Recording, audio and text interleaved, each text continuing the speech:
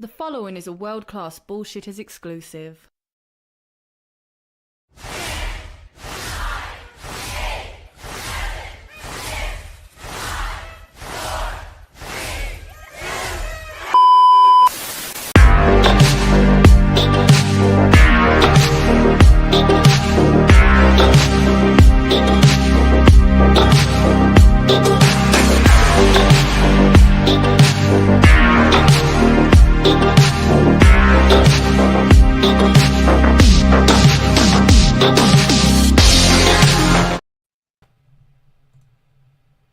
Welcome to Prime Time, folks, here on WCBS. I'm your host, Jeff, and yes, we're a little late. I apologize, but I got a world-class video coming your way in about 35 seconds. So, tonight, folks, I am joined by my co-host, Andrew, all the way from the Ripperverse. What's up, man? How you doing? I'm doing great, man. It's been a heck of a week. I had Dallas Fan Festival this past weekend, so I was there with the Ripperverse. That was a ton of fun. Met some new fans, met some existing ones. Was able to link up with some pretty cool people in terms of networking. I met the creators behind Batman Beyond in person, so that was pretty cool. Like Steve Berkowitz and all that. It was yeah, it was a phenomenal show. Is that the best spin-off of, everybody complains about changing a character, introducing a younger version, going off the script like Marvel does. But I feel like Batman Beyond is the only one that has no real complaints. Everybody just seems to be on board with that show. I think it's because they did it organically and they earned it. So the difference between something like taking Batman Beyond, Terry McGinnis, and then say, let's just go with the easy one, Miles Morales, right? You take what Marvel's done is they took Miles Morales out of the Ultimate Universe, the old Ultimate Universe, and inserted him into the 616 universe. So you now have him acting as Spider-Man when you already have Spider-Man there. Like the whole excuse for his entire creation was that they killed off Peter Parker, right? The whole Red Goblin arc and all that. So it's like, okay, whether or not you like Miles, which I didn't, you at least have the excuse of, okay, so Peter's not around. There's no other Spider-Man. Well, he's just an inferior copy, right? But with Terry McGinnis, with Batman Beyond, you have this really organic passing of the torch. You still have Kevin Conroy's Batman there, like old man Bruce Wayne, and he plays a pivotal role in that. And it's not even, you rarely, if ever, get I'm going to show up this old man type of a deal out of Terry in that, because Bruce is still Bruce. And you even have the episode where Terry asks Bruce, well, how do you refer to yourself as? And Bruce just kind of deadpans him. You know what the answer is. He doesn't even have to word it. And Terry just goes, oh. He still thinks of himself as Batman, right? They did everything Batman. Right. Well, he is, absolutely. They did everything right to where fans could be on board, because the progenitor, the icon, the person we most think of, and should by all rights, as Batman, being Bruce Wayne, was not being disrespected in that show. In fact, they elevated him at almost every possible opportunity. Yeah, I remember catching that live. The first time it aired, it was on at night, and I was like, "What is this? Is that new Batman show?" And I was hooked ever since. So, anytime it pops on, I usually will stop what I'm doing and pay attention to it. But we have some people in the chat to pay attention to. And folks, I'll be back on camera on Thursday. I have a weird technical issue. It affected the video too, so I got to look into that. I swear the tech gods are affecting me personally. Maybe I've struck a nerve with some videos here on the channel, but that's okay, folks. We speak the world-class truth here to you guys. But we wouldn't have a show without you guys, and we have a very special segment each and every week on the show called The Word of the Day, and thankfully it's always sponsored to us by our pal Shrebbles08. So the word of the day is candy corn. Stop or I'll give you candy corn. Debbie doesn't do candy corn. How Stella got her candy corn, children of the candy corn, and a fist full of candy corn. Now, Andrew, before you give any candy corn titles, just briefly, do you like candy corn? I learned from a very early age, because I had good parents. They told me not to consume candle wax, so I don't. I'm controversial here on the channel. I have a wide palate. I like pineapple on pizza. I can eat 1 or 2 pieces of candy corn a season. So You and I'm Mary not, both, man. What is? it, this isn't directed at you personally, but I do feel that most pineapple on pizza criticism comes from people just reading it on the internet and regurgitating an opinion. No, I have eaten it. Then that's fine. That's a valid criticism, and I've everybody's eaten it. entitled I to that don't like opinion. it. But if you're one of those people that's just like pineapple on, if you use it as a punchline and you've never eaten it, either eat it or try something else. No, I don't believe in that kind of nonsense. I try to be consistent. I try to be intellectually honest. If I have an opinion on something, if I say I don't like something, it's because I've actually consumed the thing myself. Otherwise, I will expressly state, like, I saw a trailer for something and I didn't like that. Whether or not I watched the full movie or played the full game or read the whole comic book, whatever it is, or I don't know, like at most I'll say I don't like the concept of the thing. But yeah, I'm not going to just say, oh, well, I hate this thing without ever having actually checked it out myself. No, if I say I don't like pineapple on pizza and don't like candy corn, it's because I've tried them and I do not like them. So, folks, we are having our 10-year anniversary in 2 weeks. It's going to be an all pineapple pizza stream. The guys and I are going to get pineapple pizzas. We're just going to eat them on air for 2 hours, for 3 hours, for 5 hours. Who knows how long we're going to go live? Actually, the way we're going to do that, we're not actually going to do that. I don't like to eat in a microphone. It's nasty. I don't either, and it bothers me when people do. I won't do it. What is it? An ASMR stream of eating? Don't worry, folks. But just because our anniversary happens to fall on a Thursday, the guys and I are getting ready to map out an actual anniversary special on a different day. So if we run long, we can run long. You don't want us to go, oh, it's 10 years of WCBS, and we're cutting out at 8:35 right after we went live. Yeah, that's rough. But let me give you some of these candy corn titles because it's Halloween. It's my favorite time of the year, and I don't dislike candy corn. So how about, here's a terrible one. Children. Oh, you already got that one. The Children of the Candy Corn was great. I was like, why does that sound great? That was a good one. That's a good one right there. That's the best one. Let's see. Oh, God. How I Met Your Candy Corn. Clear and present candy corn. The Candy Corn Who Knew Too Much. Candy Corn Horizon. Candy Corn, Earl and Me. There's something about candy corn. Let's see. Candy Corn. Wait. Highlander 2, The Candy Cornening. That's something. It doesn't sound delicious if you ask me. No, it doesn't. The Lord of the Candy Corns? Or The Fellowship of the Candy Corn. Oh, yeah. It'll still be better than the Rings of Power on Amazon, though. Low bar. Low bar. Okay, folks in the chat, if you hate candy corn, this is a yes or no question for you. Would you consume 1 pound of candy corn once a month to have all your favorite properties redeemed? So that wipes out Disney Star Wars, that wipes out Amazon Lord of the Rings, this HBO remake of Harry Potter. Would you suffer for your art by ingesting one of the most controversial substances on store shelves? Because in America, we have some fucked up food. Like, some stuff, I don't know how it's considered food, like head cheese. I mean, we have stuff that's banned in most of the countries around the world because it's not considered food. But we have our candy corn. The chat is loving these titles, by the way. We have Just Joe at Die Hard with a Candy Corn. Lewis says Full Metal Candy Corn. That's pretty good. Full Metal Jacket. I like that one. We never. Or it could be Full Metal Alchemist, technically. Or Full Metal Panic, if we want to go the anime route with those last two. I support anime and Stanley Kubrick here on this channel. Sherwell's Wait with a great one. Dude, where's my candy corn? Or Dude, who took my candy corn? We have I like that. 12 Angry Candy Corns. The Candy Corn Strikes Back. I thought it was Crouching Tiger, Hidden Candy Corn. It's Crouching Tiger, Hidden Taylor Swift. Did you go get the album? I didn't. I was at Target filming the videos for the next week, and, I saw it and I walked by it. Is she still putting out new albums? I don't know. Yeah, Target had like a giant kiosk, and people were waiting in line for it, and there was like a lottery system. Yeah. Lottery system? I mean, I guess I would say credit to her, but it's really her her studio that's getting all the money She is from those record sales.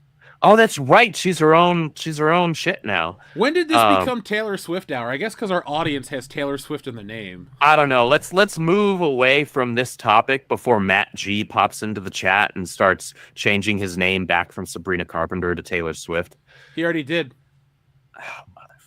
I assume that's Crouching Taylor, Hidden Swift. I hate everything. Oh, that's a channel I used to watch. Or yeah, that was a channel. Anyway, folks, let's talk about some stuff that you love to make fun of. Now, this week we have 3 topics that we're going to discuss. And again, I apologize, I'm not on camera already in world class. But after tonight's stream, you can check out our video. Real briefly, too, before we jump in, shout out to all of our new listeners. Last week's video has turned into a hit for WCBS. That's 2 in a shorter period of time, so the algorithm is favoring us. So thanks, algorithm. We appreciate it. But what I actually appreciate more than anything is you guys checking out our content and sharing it. I've been looking at those numbers. You guys are sharing a lot more. So jump on the share train and share tonight's video on James Bond. You know I'm a diehard fan, but you got to hear what I have to say about it. I won't spoil it tonight. We're going to make you wait with anticipation. But this subject has been so big to me right now that it made me watch one of my least favorite James Bond movies and reassess it. And that film is Diamonds Are Forever. Okay. Who the hell have I become? I watched it today, and I was like, I don't dislike this one as much. So, shit happens, folks, when you go through great trauma. Now, I wish we would have been live. My Lord. Yeah, we were late last week. I was sick, actually. That's why we didn't have a show. Sorry, I was so sick I forgot why I wasn't live. But no, got that under control. I'm better now. You heard me on Thursday, so I wasn't dead. Maybe I'm a live recording. But, Andrew, money doesn't grow on trees unless you're Disney, where it must Lord, I wish it did. I wish it did, too. I have 3 trees in my front yard. I would just go out there and pick out the $100 bills and, I don't know, buy a new house. But I don't have that yet. My money tree will grow in about 12 weeks.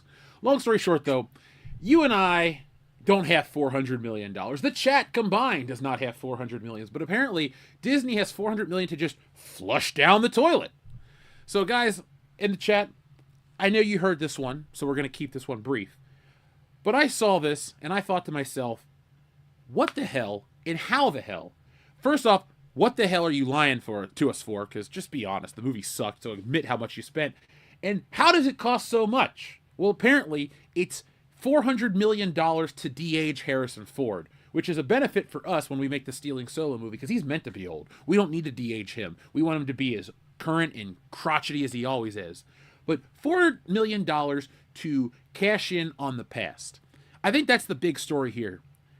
They will spend any amount of money to trick the audience or manipulate their emotions to make them feel like they're experiencing their childhood again. And I think that is one of the single biggest downfalls in modern entertainment. It's not making money. It doesn't make sense. It just makes Frankenstein projects like Indiana Jones and the Dial of Destiny. What did you think about this price tag? So I didn't know what the actual number was. I didn't wind up looking it up, but I had heard from a couple other people that I know that the number for Dial Destiny was just astronomical. And so is this pre-marketing or is this with marketing? This is Forbes. Either way, that's a lot of money. Yeah. It was pulled from the financial filings in the UK, tax credits, including a reported 46.2, that's those pounds, $66.7 million UK rebate. The expenditure places the film among the most expensive ever made. Earlier budget estimates had ranged between $295 and $387, but Reed's analysis shows how overages and unforeseen costs pushed it higher.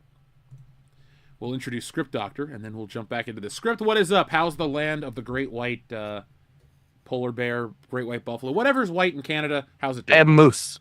Oh, well, we've got me. I'm probably the whitest thing in Canada right now. But yeah, just wrapped up our production meeting, so happy to be here with you gentlemen. And speaking of like cost, boy, did we talk about that. And of course, Disney running away with their checkbook, as it's not really their money, other people's money, actually. See, I was going to say, how much of this is that like the kickbacks and rebates and like pre-sales stuff? Well, it's mostly like pre-sales, product placement deals. I mean, that's the thing, right? The studios, they don't really spend their own money, and the losses that are reported are not physical losses; they're potential losses. Like they'll say the estimate, oh, we spent $250 million on this movie. We are aiming for at least $800 to $1 billion worldwide box office. And if they don't hit that, then they're like, well, we've now lost, 250, 260, $300 million because everything they spent their money on was to have that outcome. But what's funny is that it's not their money. It's AMC's money, Cineplex money. Right. It's sometimes it's a repertory theater's money if they have a small chain. It's the cars, like it's Mazda, it's Toyota, it's General Motors, it's Motorola for cell phones, or Apple for iPhones, or sometimes Microsoft. Any of those product placements going in there is all money that the studio doesn't have to spend themselves to do, but they have an obligation to spend as much of it as possible so that it all goes into the production. And what's funny, especially recently, is that there's this new mentality with producers and with actors and other members of production where they're trying to get as much money up front because they know on the back end deal it's not guaranteed anymore. That's why you have these inflated budgets that are like, over 180 and close to $500 million. Yeah, I wanted to know what you were thinking about this, since you work in the industry. But my jaw has been on the floor before, but somehow this time I wasn't surprised because it is the Lucasfilm edict to just throw money at a problem, to just throw money into a hole and assume that, hey, people will go back because of nostalgia, or they'll look at this marketing and think it's great. But I subjected myself to the torture that was this film 2 years ago at this point. I don't think about it. I don't own it. That's the one I don't own. I own 3 copies of Kingdom of the Crystal Skull, but 0 copies of The Dial of Destiny. Why? But why? Well, I got Karen Allen back. That's nice. Yeah. The reason why, Andrew, is because I own 3 Indiana Jones box sets. Oh, well, okay. That's The fair. Kingdom of It's the part of the Crystal package Skulls and deal. all of them. Yeah. Okay. All right. Well, fair enough. So You don't if you think I'm bought going that out thing to Target and going, individually, let me get a Indiana Jones 4 on 4K UHD by itself? Am I that kind of guy? The answer is no. Just don't even hesitate.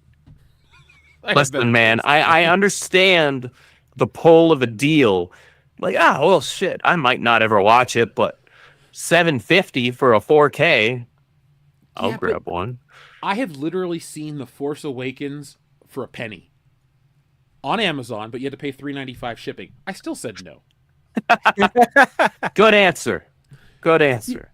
Yeah, folks, you've known that I've hated that movie for a full decade. I'm not going to all of a sudden go like, oh man, $1.92 and I can own The Last Jedi? No.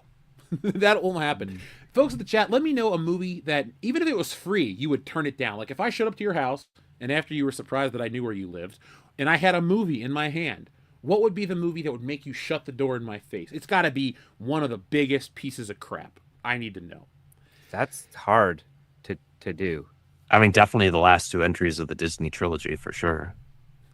That's easy.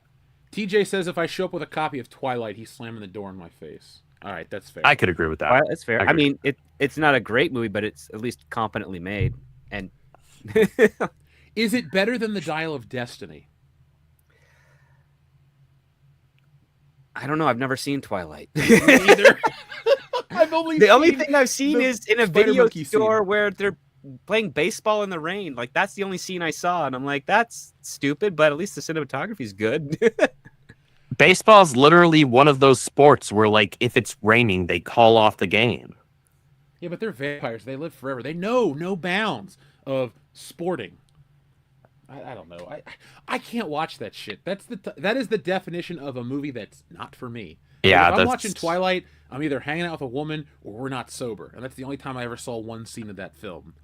They all killed each other, and then it was a dream, and I turned it off after I was severely disappointed. Let's see. The chat says if you showed up with Twilight, if you showed up with The Fourth Kind, I saw The Fourth Kind in theaters. I wouldn't subject you to that overkill. The Full Monty, haven't seen it. I know it's That's a about funny naked movie, guys. though. It's got a Bond villain in it, Robert Carlyle. Got a Bond villain in it. I think it's also got a one of an actor that's guest started on keeping up appearances on that. All right. You know what? This is one that might piss off the chat. Just about anything that has Will Ferrell in it. Really? Even old school? I don't like Will Ferrell. If he's in a movie, Anchorman? I can't watch. I don't like Will Ferrell. Have you ever seen Stranger Than Fiction? Oh, Stranger in Fiction. I have not seen that one, no. That's his serious movie. Yeah. And I liked it enough to buy it, so... It's a dark comedy. I don't like any of his comedies, at least any of the ones that I've seen, because I don't think he's funny. So you're talking about like him and the Adam McKay duos, right? Yeah. Okay. Yeah, I would say watch Stranger. And like his stuff, like, like Elf. It's not a Will Ferrell comedy. It's a dark comedy that happens to have Will Ferrell in it, and he doesn't play Will Ferrell. Gotcha. Yeah, that'd make a great comic book, but they made a movie first, so oh well. But the Dial of Destiny, because we'll get back on topic. I swear I don't have adult ADHD. Just it's been a long day, and I'm caffeinating at 9:45 at night, so that'll end well. But I wanted to get your take on this, man, because we had heard rumors that Star Wars The Force Awakens cost $400 million, $430-something million. And they made their money back on merchandising. Indiana Jones didn't make money on merchandising. It has been at Ollie's for a long time. That's the only reason I picked up some of the figures. Where is the appeal of Indiana Jones in the modern day? I thought, what was that, almost 20 years ago at the Kingdom of the Crystal Skull, that they learned their lesson that it really doesn't resonate with the modern audience because, yeah, it came back, and yes, it made like $785, but it doesn't catch on. Like, you can't bring out a movie every 20 years and expect generations to have grown up because there's no more monoculture. It's not like, we all grew up in the 90s when if Adventure had a name, it must be Indiana Jones. They sold the tapes at McDonald's. They had the big re-release at the end of the 90s. Like, Indiana Jones games and books and shit were part of the 90s. The computer games were hugely popular. Diversified market of the IP, yeah. Well, it wasn't in the cultural zeitgeist anymore, right? No. So for the current generation, this, whatever generation we're in now, that's completely stupid. They don't have an attachment to this IP, and they're also not that much of a movie-going audience either. We're talking about a generation that's used to just like watching stuff on Netflix and binging a season because Netflix and other streaming services will often, not always or exclusively, but often they'll just drop a whole season, day one, or maybe they'll drop the first few episodes and then like the next week they'll drop the rest of it. And it's like, so you have no longevity to the thing. People just binge it and then they're done because people's attention spans are non-existent. This is a TikTok generation. This is a generation where there's encouragement of watching YouTube shorts and putting up YouTube shorts on your YouTube channel. I'm honestly shocked that they increased recently, like within the last year, like the length that qualifies for a short on YouTube or a reel on Instagram or Facebook, because I don't know if that actually means that people's attention spans are starting to grow. No, again. it means that they're putting an ad in there. No, oh, well, there you go. There it is. I had YouTube Premium, and I got no time for ads. But yeah, what you're describing is so. You're describing about the instant response impulse syndrome, which is basically when we were children and we had like a speak and spell or like some sort of like toy that you pull a ripcord and it spins an arrow around and it lands on an object and you hear that object sound. Mm-hmm. That's an instant gratification, and that is just used to try to develop our senses. But when it went digital, it became an addictive aspect to it. Mm-hmm. And then now it's basically said we've now conditioned at least 3 generations to have a tiny attention span. So even when you do binge a show or drop a entire season of a show on Netflix, the binging is rarely for the people under 20 group. It's people between 20 and 40. Yeah, I'm closer to 40 than I am 20. That's for sure. I just turned 37, I think. Maybe. Yes, that's about right. Yeah, probably 37. That sounds right. Jeff, you tell me, because we're basically the same age. I'm still 36, my friend. 2 weeks from today, I will turn 37. You're almost there. You're almost caught up. But yeah, so like Indiana Jones is just an IP that didn't have enough of a presence to to justify that much of an expenditure, that much of an investment, even though, yes, you're getting, these kickbacks and these pre-sales and all this stuff that does lighten the blow for Disney. Well, it's not a justification. Specifically. It's not justification. It's like when you're working at a company, you're given an annual budget. If you don't spend every dollar of that, then whatever you don't spend will be cut from your budget the next year. Right, but there was no. It's hard to. I can't pick another word than justify right now, because you bring back this IP and sometimes you might get lucky with an older IP, right? And you might actually, maybe it hits and people are like, oh, wow, what's this? Yeah. Yeah, exactly. You get a Top Gun Maverick. But for whatever reason, Indiana Jones didn't do that. Now, I've not seen Dial of Destiny, and I have no intention on changing that. So that could also be a matter of quality of the film. But I think it also has to do with just like there's not that much interest in the IP in general outside of those of us who were fans of it like earlier on in our lives, right? Well, like I adore the original. Excuse me. It hasn't crossed the generation, but the other aspect is it's a very recognizable IP in a period of time where we have not had any brand new original IPs to compete against. So we had a decade where Marvel dominated the culture. They were the culture. They were the box office space. And there's nothing to diversify it across. Like Warner Brothers was screwing the pooch on DC. We didn't have any Harry Potter. We didn't have any Lord of the Rings. We didn't have any new IPs coming in aside from maybe John Wick, which, I mean, good for what it is. Didn't really had an impact, but nowhere near as huge as it did well for what it was. Yeah, Star Wars had a resurgence, but then that pittered out. It's all the other part too is that Disney was unfortunately the steward of between 2010 and 2020, and that was horrible. But the other part too, and I'll look at it this way. So, Andrew, Jeff, you guys say, okay, we're going to make a movie. We need to get $180 million. Great. You go out to all the markets there. You pitch your film and you say, this is how much we're looking for. From you guys, we're only looking for maybe $10 million. Well, you pitch 100 people. And then all of a sudden they get back to you and say, you know what? Yeah, we'll be happy to give you $10 million each. So now you've got a billion. Now you got over $1 billion that came in. Everybody giving you $10 million from 100 people or so. $100 million, $1 billion. I'm not doing math right now. I've been up for 18 hours. You're good, man. We're not worried about it. None of us are bean counters here. We're all not that money, right? And so now you're like, man, if all these investors find out that we didn't spend their $10 million, we're going to have to give this back. Right. So now you have to spend now a modest budget movie of like $100 million now has to have 10 times the budget in order to justify taking in all that money. Mm-hmm. And then whatever deal you have with regards to like exclusive promotions or showings or what have you, you're now indebted to them in a sense that they're giving you this money so that when they showcase it in their theaters, they're going to get that $10 million back and then make a profit off of that. And you haven't spent any of your own personal money except for maybe whatever you did to wine and dine them and pitch to each individual. Mm-hmm. But now you have to realize like, okay, well, let's say I only spend $100 million and I keep, the $900 million left on the side. Well, when you do your taxes and when the audits come in and then when you have to do your follow-up with the investors, they're going to be like, wait a minute, I gave you $10 million. These 99 other people gave you $10 million.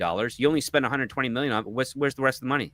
Mm-hmm. And it's like, okay. And then now they're going to either demand it back. And if you don't give it back, they're going to sue you, in which case that's going to have higher incurred fees. And this is actually something that's happened in the industry, especially with Canon films. That's first they started to pocket the money, and then they realized, oh, if we don't spend this and start making tons and tons and tons of productions, we're going to be in a lot of trouble. And then what happens next? Well, they produce more things than they ever got money enough to claim, and then got in the exact opposite trouble. But no, Sander Hammerslag is 100% right. It sounds like the producers, because it is the producers. What the producers does, what Mel Brooks Producers does, is 100% real. Not every producer does it and operates that way, but that is how the mechanics work. And with Disney, when you're saying Disney, passes $400 million in costs, that's because they probably, Disney, when they pre-sold Indiana Jones, they pre-sold it 4 years before. I think they pre-sold it in 2016. So when Disney was getting $1 billion a movie minimum each time. So when they can pre-sell something like that, they got $400 million. Right. See, it's like how the housing market and interest rates used to be. Like it's essentially like when things are really looking good, you're gonna go, hey, things are going great for us. You want to invest in us because you're gonna get a major kickback back. Right? Well, it's not kickback. It's a legitimate return. A kickback. Return on investment rather. Yeah. An So ROI. like if you're Disney and you're in the 2016 film market and you say, we're going to have 3 Marvel films, we're going to have a Star Wars film, and we're going to make an Indiana Jones film. Everybody's going to give you whatever you want in order to make sure that they have a taste of that when it comes to when it's showcased in their theaters, especially when if you're mid to late 2010s Disney, like if you're selling to 50 film markets, you are making several hundred millions of dollars. You're not spending a single dime of your money. Like even one of the productions I'm working on right now, everybody that's on it, that came up with the idea, that made all the investments, you know how much money they spent on themselves? They spent $4,000 just building the pitch, and it's a $60 million production, and not a single thing came out of pocket from anyone. It's all you need to teach me how to do this. I'll pay you $4,000. I was about to say that's fantastic math. I really like that math, and I'm not good at math. Dude, it is really hard to do that because you have to know the right people. You have to be at the right time for when they're willing to invest in a market. The economy needs to be good. These guys, they pulled this off like before Trump came in office. So they got the money beforehand, and then they put it all away where they needed to so that they could get production for this summer and fall. And like I've already heard some of the investor calls where they're like, man, we're so happy we gave you this money beforehand because now we would never have done it because it's horrible out there. But that's how it works. And for Disney itself, the way that they're losing money, it's always on potential earnings. And the reason why the board hasn't been expunged, the reason why the stock prices is still relatively, okay for it, even though it's highly inflated, in my opinion, is because Disney doesn't spend their own money when it comes to film and television. They spend other people's money, and they leverage their reputation in order to get those. And they're essentially like glorified loans with zero interest. And that's why, I mean, the other part too that theaters and pre-sellers are not too happy about is how quickly studios are pulling their films out of theaters, because the longer a movie is in theaters, the more percentage the theater collects off the ticket sales. So they make more money off of that. And it's like, well, you're going to get 45 days to 6 weeks in theaters. But how are they getting much money on the, like, how are they getting much on the return after that, though? Like, DVD sales, or Blu-ray and 4K sales can't be, like, that big anymore. Well, the thing is, it's that game, the physical... Or is it, like, selling to streaming services? Well, it's a scalable distribution, right? So, for instance, a terrible movie, I'm trying to think of a terrible... We've got one pulled up on the screen right now. No, I mean one from one from the 80s, like Delta Force 8 from Canon Films. They made 8 of those? No, I'm making up a title. Oh, okay. Although if they did make 8, I will have to see it because I need to. I'm a completionist of that franchise. Okay. But Canon Films made that. When Canon Films went under, let's say Warner Brothers bought the rights for Delta Force 8. Well, their distribution model of just physical media and then transferring it over to like digital sales and streaming, it still makes them money because there's no additional expenses anymore. When they're licensing it out, the only expense is the legal fees to create the license. So Dial of Destiny, sadly, not really sadly, but eventually will turn a profit. It won't be for another 30 years, but it'll turn a profit because it's already made. It's out there. It can be copied. It can be reproduced. It can be redistributed to new forms and new platforms. If holographic technology exists, they can make you an immersive audience member into the movie at pennies on the dollar compared to a brand new production, because everything is already there and AI can extrapolate whatever it needed to fill in the gap. It's like why comic book companies like the trade model, because it's stuff that they already have printed, stuff they already paid for. They already paid the colorist, they already paid the writer, they already paid the illustrator. Inker, if they had one, all they have to do is literally just slap a slightly harder cover on it and then sell it. Yeah, harder cardstock cover, resell it, and if there's a royalty contract with the creatives involved, they get their percentage, and then you have a republished brand new thing that saves also collectors sometimes because some can't find the original back issues. So you get, you get that story arc. Or you have schmucks like me, where if I like the story enough with the single issues, those are bagged and board and sealed in my short and long boxes. And if I want to reread it, and you I'll get the reread the for the trade. whole thing. Exactly. Same. That's just how it works. That's why, it's the same model of traditional publishing back in the day. When the printing press came out, you were making books and getting them out there, and you're making hundreds of thousands, if not millions of dollars in your first couple of years, because you're selling those books for like 50 or 60 cents at the time. You're just mass printing them. And with movies, it's a mass medium production. The difference being is that everyone now can make their own content and put it out there, and now you've got an oversaturation where the only thing that catches on that really makes money is if it hits the cultural zeitgeist and everybody wants to get behind it. But the other part too is our cultural zeitgeist, what we grab onto and what we hold on to, is so fleeting. Like the Minecraft movie came and went, but it made almost nearly $1 billion. I was about to say that thing made a crap ton of money, and then nobody talked about it afterwards. Exactly. But it made a lot of money. I don't know how much it cost to make. Oh, that's right. That actually did well, which shocked all of us, because wow, people actually wanted to go see that. Hey, I guess there was an audience for it. What do I know? Mm-hmm. Well, I have a question. How do you, using this, what we just talked about, Indiana Jones and pre-sales and not spending your own money, how do you think a movie like Tron's going to be affected? Do you think Disney's going to have another flop on their hand, or do you think? Critically, it's going to be a flop. The way Disney's going to market this is that they'll do a physical box set of all 3 Tron films, probably with a Tron documentary, which is made by Robert Meyer Burnett. Have they remastered that original one? A couple both of them. Oh, they have? Okay. They both got 8K remasters, and the 8K? Yep. Yeah, they're only a 4K disc, but they remastered them in 8K, and they cost $75 on disc because the steelbook sold out, and everybody's jacked up the price. Like, that's like the hottest thing right now. Everybody wants. I want to get them. Don't get me wrong, I liked both of them actually. Like, I've seen the original, and that was a really good movie, and I actually liked the other one that Disney Tron Legacy. I love that movie. Like that movie was really fun. I saw it in IMAX with my dad, and we both had a fantastic time. It was like, wow, that was really cool shit. This new one, like, the trailer looks cool.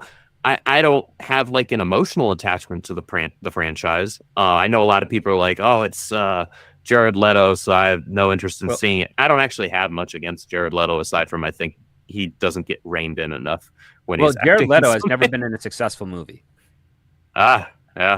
He's just good looking, and women like him, but not enough to fork over. Not enough to pay money for it. Yeah. At least not for a movie. Yeah, because Requiem for a Dream, great movie, but that did not make any money. Like, it's got a fantastic score, though. I'm hard pressed to think of other films that Jared Leto has been in that are any good or have any cultural impact. Well, American Psycho. Well, yeah, but he gets killed in the halfway part. That's why. Yeah, I love that movie. Yeah, and in Fight Club he gets his face beat in. Yeah, I just think this is Tron Ares is like such a bad decision to have him as the lead. It's like when I saw the trailer, I was like, oh, this looks cool, and then I was like, oh yeah, Jared Leto is in this movie, and we'll talk about it for the channel. I have a video, but I think Disney kind of inadvertently sabotages Tron. They just don't know what to do with it. Well, ever. That's the thing. So Disney got very lucky in 1982 with Tron because it's one of the only IPs that they created. I mean, it's not based off anything. It's 100% original. Yeah, it's not a rewrite of a Grimm's Brothers fairy tale. That's exactly. And so and then they also had another one, I think, The Black Hole.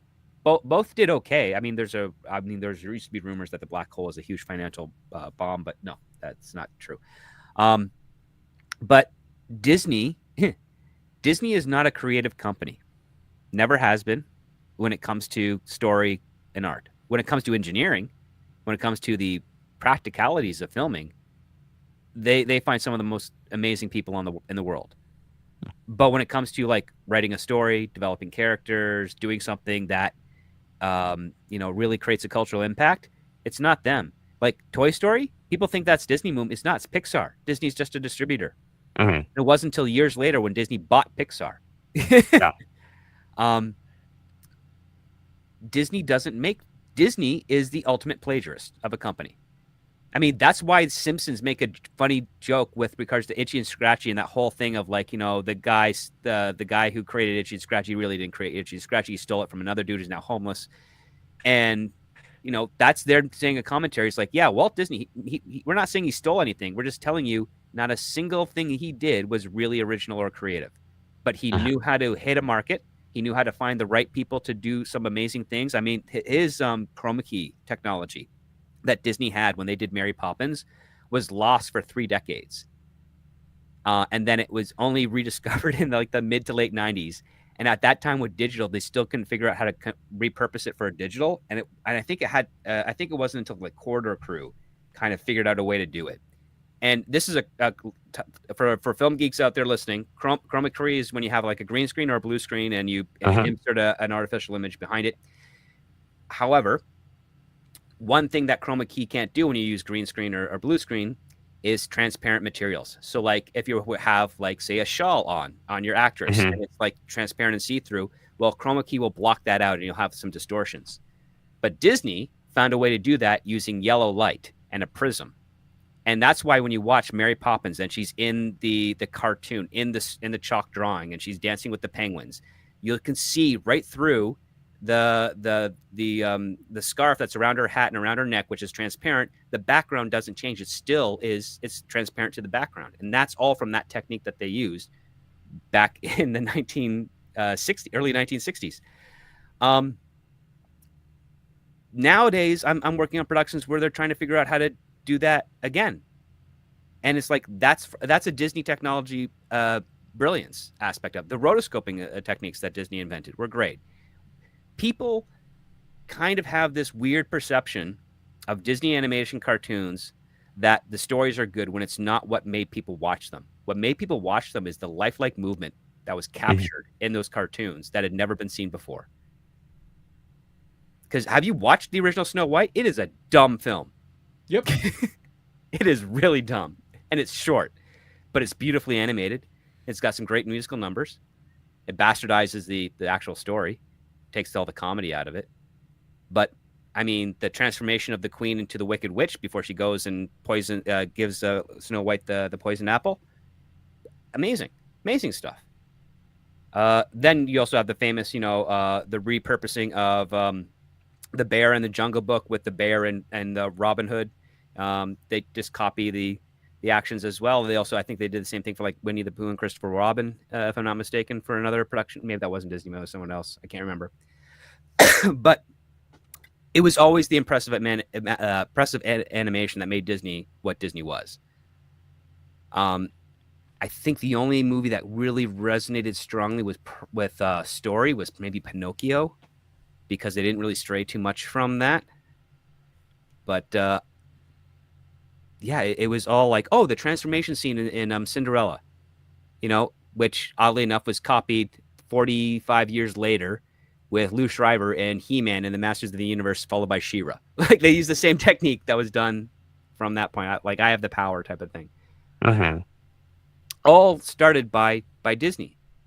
But when you try to think about, okay, well, what's something that Disney did while Walt was alive that was culturally impactful when it came to character and story, the same way that you would get like a Star Trek or like a James Bond or like a Jaws, Apocalypse Now, a Godfather. Yeah, they're all different genres, but you can talk ad nauseum about all those films. Can you do the same thing for a Disney animated film that isn't really just focused on the animation or the abstract morals of family films at the time, or the Disneyfication model? Not really, not off the top of my head. Yeah, that's the thing, right? And that goes to the culture. That's also why Disney in Hollywood was never a top-tier studio. They were an animation studio that turned into a theme park company that happened to make film and television to advertise their theme park, because that's how they were able to stay alive. And then just think of it as this way: when you have a company, you have a company that does that. Its entire form of entertainment is advertising, and now it buys intellectual properties in a market that it's never reached before, a male market. And what do they do with it? Well, they advertise it as a female franchise, because they only knew how to sell to girls, because girls were the only ones that wanted to watch their movies, buy their merch, live in the fantasy worlds of finding Prince Charming and singing fun songs. And because guys, like when we were kids, if boys are singing songs as a kid, it's a dirty song that would get them in trouble with their parents. With girls, they're singing pop songs, they're singing love songs, they're singing things that no straight guy would ever say. It's usually Jingle Bells, Batman Smells, something like that. Robin did lay an egg. He did. Joker laughed, gotten away.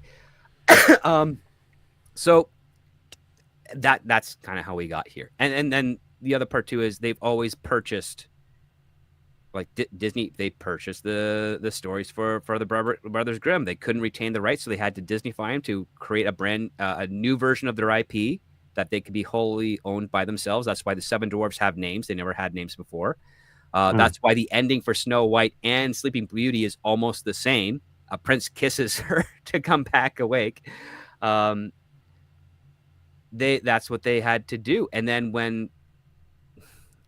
then as the economy changed, as production changed, as sales and marketing expanded to become far more global than it ever has been before, you have a company like Disney that spent $4 billion for Marvel, $4 billion for Star Wars, and are saying, well, we need that money back.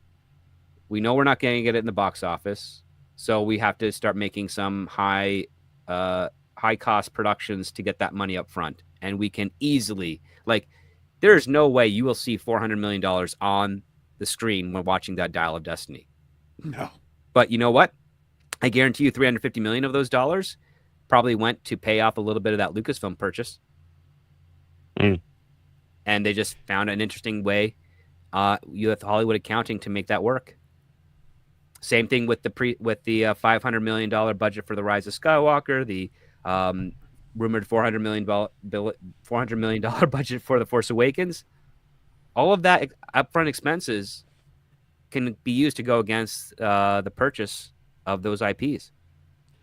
Is that why Kathleen Kennedy ultimately is the president of Lucasfilm? Because while she's terrible creative, she knows the money side of everything? I mean, well, she's a deal maker and she's a problem solver when it comes to production, not when it comes to development. Very different thing. I mean, I'm of the conspiracy that her and Bob Iger worked together to try and get George to sell Lucasfilm to Disney, and that's why Rick McCallum left rather suddenly, and why George Lucas picked Kathy because he was a George guy. He was a yes man to George, and he would never have left, but he did. He went over to Austria and he started his own independent production company out there. But he left, and then the rumor is that Iger, when Rick said he was leaving, Iger suggested Kathleen as a good option to replace him. And then, lo and behold, they make the deal. And then what happens? Well, Kathleen's now next in line and therefore becomes president of Lucasfilm. George Lucas retires. And Bob's your uncle. You have this new empire that is taken over. It's the First Order. Yeah. Is what it is. I mean, it's just so weird because I've been searching for interviews of Rick McCallum around the time when he left Lucasfilm. Can't find any. Can't find a reason why he left. Don't even know if he'll ever talk about it. If anyone's in Austria and they know where or maybe even Romania, I think he's shooting something there right now, and you bump into him, ask him, hey, why'd you leave Lucasfilm? See if he answers. And if he does answer, tell me, please. I'm curious. And if he doesn't, then it's probably has to do with that's something. Kind of an answer of sorts if he doesn't, right? The best kind of answer. Answer of omission. I mean, and I think this was this was a plot most likely by Bob Iger since he made the deal for the Young Indiana Jones Chronicles. He's like, man, I'm with Disney right now. I'm with ABC. I'm moving my way to Disney, deeper into the realms there. If I could get George to sell us Lucasfilm, I would be as close to the top of impact for this company right after Walt himself. That's what I would not be surprised if Bob Iger thought that. Those are some ego barriers right there. I mean, he's gotten there already, but it has nothing to do with the good choices he made. It's all with the negative cultural impact from it. Do you think he actually cares about that, or is he just gonna and I mean, hold on, folks. When we get a button, when we get a super chat at a certain level, we have to hit a special button. But we have 3 Steiner-sized super chat buttons. Should we give him the OG? We're going to save the skateboarding presidents for later. Should we give him the OG or the babyfied version? Andrew? Let's do the babyfied one. You know, they say all men are created equal, but you look at me and you look at Small Joe, and you can see that statement is not true. See, normally if you go one-on-one with another wrestler, you got a 50-50 chance of winning. But I'm a genetic freak, and I'm not normal. So you got a 25% at best at beating me. And then you add Kurt Angle to the mix, your chances of winning drastically go down. See, the 3-way at Sacrifice, you got a 33 1/3 chance of winning. But I got a 66 2/3 chance of winning because Kurt Angle knows he can't beat me, and he's not even going to try. So, Samoa Joe, you take your 33 1/3 chance minus my 25% chance, and you got an 8 1/3 chance of winning at Sacrifice. But then you take my 75% chance of winning, if we used to go one-on-one, and then add 66 2/3%, I got 141 2/3 chance of winning at Sacrifice. See, Joe, the numbers don't lie, and they spell disaster for you at Sacrifice. Oh, yes, they do. I wish I was on camera right now because you could have seen me laughing at baby Scott Steiner. But, folks, first off, thank you to everybody who's supporting the show tonight. We will read everybody's messages in just a moment, but we do have our Scott Steiner button. As soon as we hit a number, we got to hit the math. But this comes from our friend Rod Thunderheart, who says, "Hail, Jeff, script, and, guy.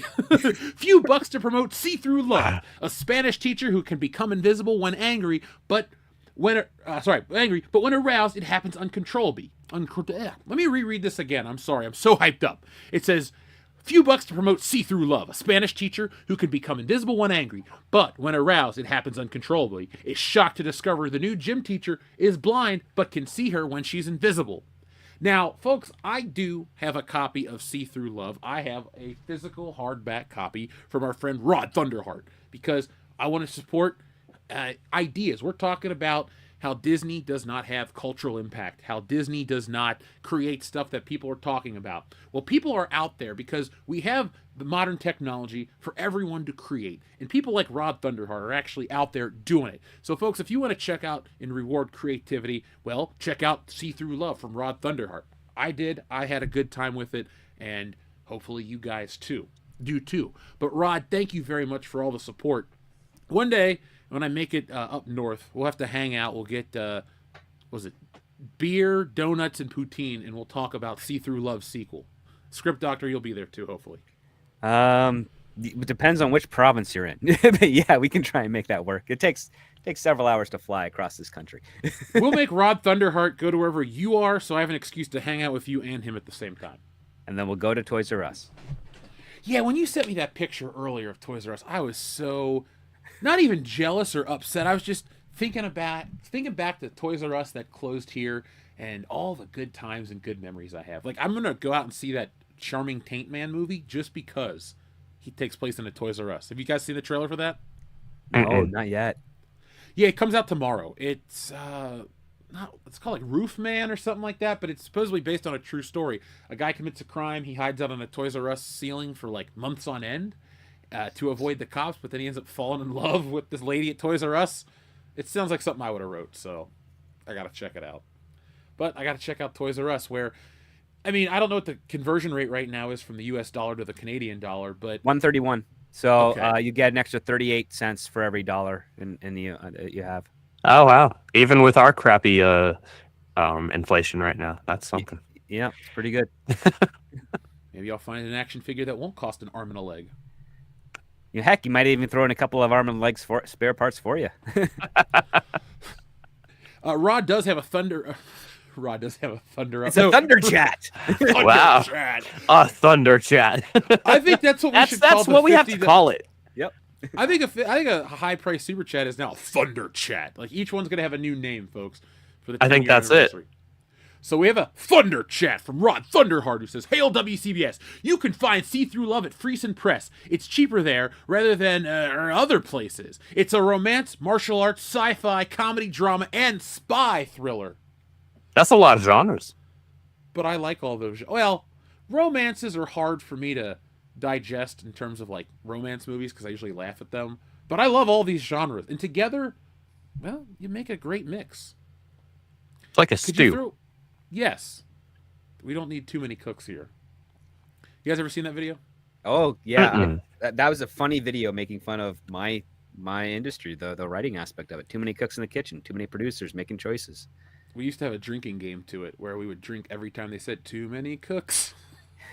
You might get a you might get a liver damage from that. I haven't been checked, but I haven't had any recurring damage. This was like 10 years ago when I drank. Oh yeah, you'll be so, fine if it hasn't happened by now.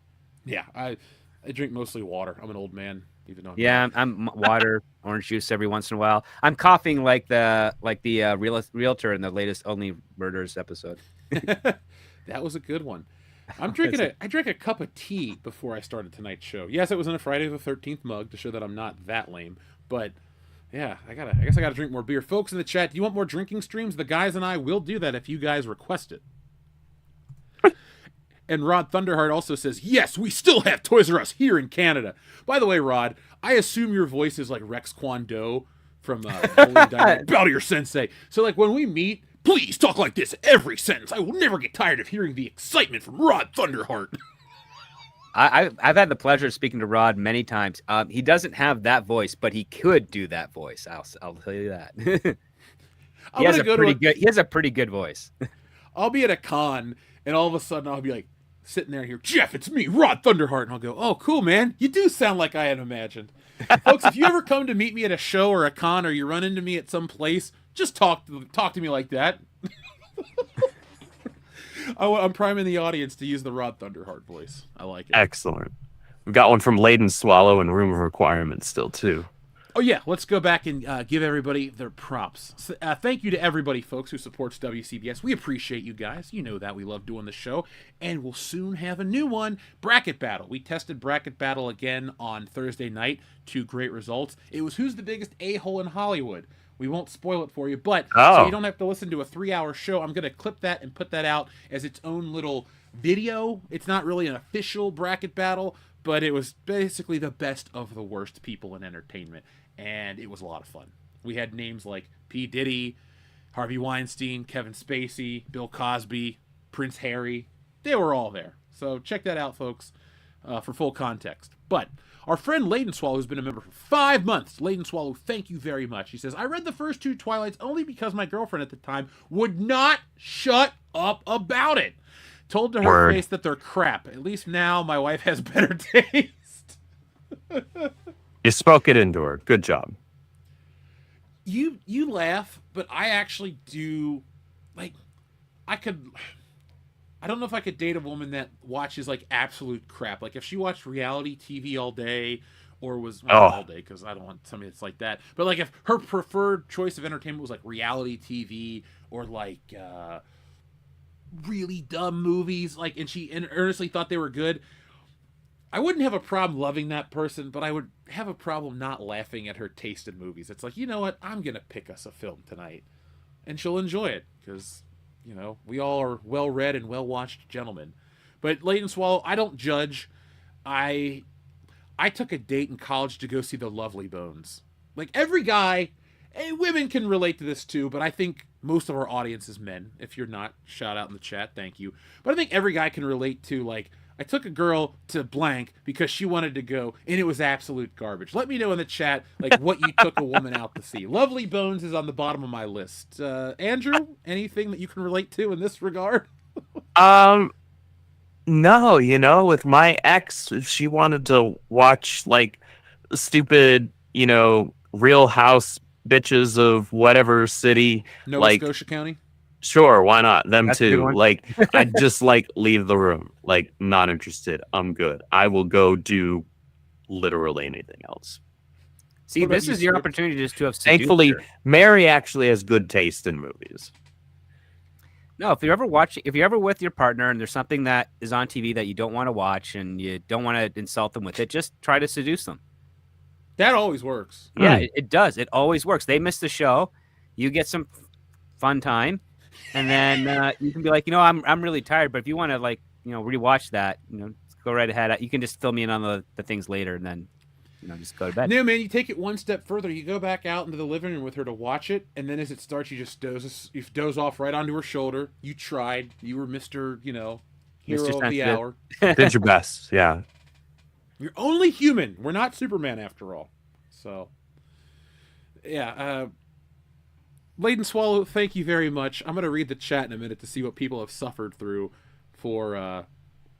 It's funny, though. Like, my very first date in high school, we went and saw Sin City, and that's what she requested. So, like, at least I started out cool. Really? But I've said... That's not bad. Yeah, she's like, have you seen that movie? The commercials for that movie that's in black and white, but part of it's in color? And I was like... Oh, and then we talked about it, and I was like, yeah. And we went, and it's Sin City. It's a good movie. So, It's not bad. stylized. What's funny is I was on a commute yesterday, and I found in the archive of the vehicle I was in an ABC pilot with Sam Jones and Nana Visitor and the show is called The Spirit. And yes, it is based off the old comic strip. Ooh. And it is very silly. It's like 60s Batman, but they didn't get what 60s Batman was doing. Oh no. But the thing is, it's not cringe. That's unfortunate. It's not cringe, but it's watchable. It has to be better than the 2008. It is 100% better than Frank Miller's directorial efforts, trying to copy Robert Rodriguez without understanding what Robert Rodriguez knows how to do. It's like they got the special effects team from Sin City. Yeah. But and here's the thing, I respect Frank Miller to the highest degree. Like, his work to a point is legendary. Daredevil stuff is really solid. That's This Daredevil stuff's really solid. I actually hate The Dark Knight Returns, but that's neither here nor there. I like The Dark Knight Returns. It's Dark Knight Strikes Back that I think is trash. And I hate get it that The it's a Dark Knight commentary. Returns is what everybody bases Batman off of now, and so many people they're like, "What's your go-to recommendation for people who want to get into Batman comics?" And they always put Dark Knight Returns off on top of the list. It's like, that's an Elseworlds. It's not Batman. I like to imagine it's how Batman retires. Like, to me, year one is how it starts, and then in an alternate world, because I don't want him to die. I don't want him to go out fighting Darkseid. No, I don't want that next either. To a little kid on a swing set. Like, I want Batman. That's why I prefer Batman Beyond. I love that. I can't have all of those, but if I'm going to introduce somebody to Batman, depending on the age, I'd say just watch the animated series. You need the swashbuckling high adventure of the weak Batman. But there's two series you could suggest. Animated series, Brave and the Bold, both great Batman series. Very good. Now, Script, you and I both like the same YouTuber's named Salazar Knight. Did you watch his new Batman video? No, I got it. I didn't have internet access. I just had like a remote mobile server of movies that I was on this really expensive, nice little plane. But I got to check it out because that guy is like an encyclopedia. I never really ask people, but I'm going to ask him to come on so we can talk Batman with him because his video is excellent. Yeah. You should. Well, that sounds like a good time. Yeah, I've been contacted by a couple people about crossovers and stuff. So, folks, Larry Bundy will be on the channel very soon, and then we'll be talking to other people here on YouTube. We're gonna bring in a rotation of guests. We were supposed to have Aaron tonight, but Aaron had some technical errors, and then I was getting a video up towards the end of the stream. So, shout out to everybody who's been here the whole time. I appreciate you. But shout out to the Room of Requirement. He says, "Have some money, Jeff." Well, Room of Who's Requirement, actually Mary? Thank you very much. Oh, it's Mary. What's up? I see the mod wrench, and I was gonna ask, but some people are precious about their identity, so I don't ask. If you change your name, I'm just like, hey, cool. Somebody I trusted enough. She shouted it out in the chat already, so. Well, shout out to Mary. It's funny, Mary. You must be psychic, or like we must all be connected in the greater scheme of things. Because today, I was just doing something. I was like, I wonder what Mary's up to. I haven't seen her in over a year. And that's it. I just was like wondering what's up. So I'm glad you sent me the message. I was thinking that doing laundry last week, oddly enough. And nothing about laundry reminds me of Mary. I was just like, oh, who have I not spoken with in a while? Oh, it's Mary. I mean, she is a woman, so, doing laundry. Yeah, but I can't trust women doing laundry. They always lose something. What? That's why you I always know they check stole my shirts. I know because I have very comfortable shirts. Every ex-girlfriend I've had, even my current girlfriend, she's probably got a whole treasure trove of my shirts. I'm in trouble now. I just, if a girlfriend of mine wore a shirt, or if a girlfriend wore a shirt of mine, it'd be like a nightgown for her. So, You could swallow her. Fair. Yeah. oh, I have some shirts that are too big for me now that I can wear and then put over like a woman. She could like be in the shirt with me. So if it's like, I don't even know what scenario is that for? I don't know. I don't care. But you get the point. I'm sure you can make one up. You're creative. I won't put it in a comic, or will I? I was going to say, it depends on the comic. Well, the comic Stealing Solo 2 does not have me or anybody wearing large T-shirts to necessitate multiple bodies, but it does have a group of disgruntled Star Wars fans who get kidnapped by Mark Hamill and are forced to remake The Last Jedi in the most insane way. And folks, the book is almost ready to have you guys sign up for it. I will have the campaign this year. The book is done. So it's funny. I'm waiting on a couple pages to get colored, but I want to be so ahead of the curve because we want to deliver this thing to you as quick as possible. But be on the lookout. I've been sharing it. Way. Follow me over on Instagram at VJeffHicks. Follow us on Twitter and just check out the channel. I have been posting images, teasers, stuff about the book, and you guys are sending a lot of positive reactions my way. So I'm really excited about the book. I didn't want to open the show tonight talking about it, but we got over 300 people watching right now. I would like each and every one of you guys to grab a copy of Stealing Solo 2, and if you're like, Jeff, I didn't read the first book, well, guess what? We're going to offer both at the same time. So I even have the super limited to 14. I counted them today. I have 14 editions of the sketch cover variant, which we're going to have a super rare version. Now, that's the only way that you can get the first Stealing Solo without any of the bonus features. So if you're like, I like anthology, but for some reason I want a version without it in it, well, that's the only way. And that book's never gone back to print. So, you guys know what to do. We're going to break records. The first one was a hit. I was number one, the first backer on Ghostbusters on the Kickstarter. So let's see if I'm that quick again. Wokebusters. Because I didn't make Ghostbusters. I would. Yeah, you wish, right? Sony lawyers. Wokebusters is even more funny. So it has nothing to do with Ghostbusters. That's just a coincidence. Yeah, not at all. But yeah, That's why we'll see if I'm quick titles... enough to get in on Stealing Solo Part 2. Well, there will be day one exclusives for everybody. We're treating this. I have a couple people behind the scenes that have been helping me out, and we've been coaching through some of these things. So this is going to be a campaign to end all campaigns. Everybody wants this, so let's check it out. I'm really excited. I'm pumped about the cover. The cover was originally just going to be a cover, but now it's a wraparound cover. So I want to make all this stuff look even better. And cool. Yeah. I'm here for that. Yeah. I'll tell you guys more about it off air because I'll share. You're my inner circle about creativity. So I got you. Albatross, thank you very much. It says, I watched The Color Purple with my mom in Sanford, in SF when I was a young teenager. It was so boring, I think I purged it from my memory until now. That's the one with Oprah, right? Sorry to hear that. Yeah, it's a Spielberg film with Oprah. Never watched it. It's the slavery one, right? Yes. It's the one that Elizabeth Banks forgot Spielberg directed because she did make a mention that Spielberg has never directed a movie about women as main characters. Mm. That's what She's happens. put her foot in her mouth a lot.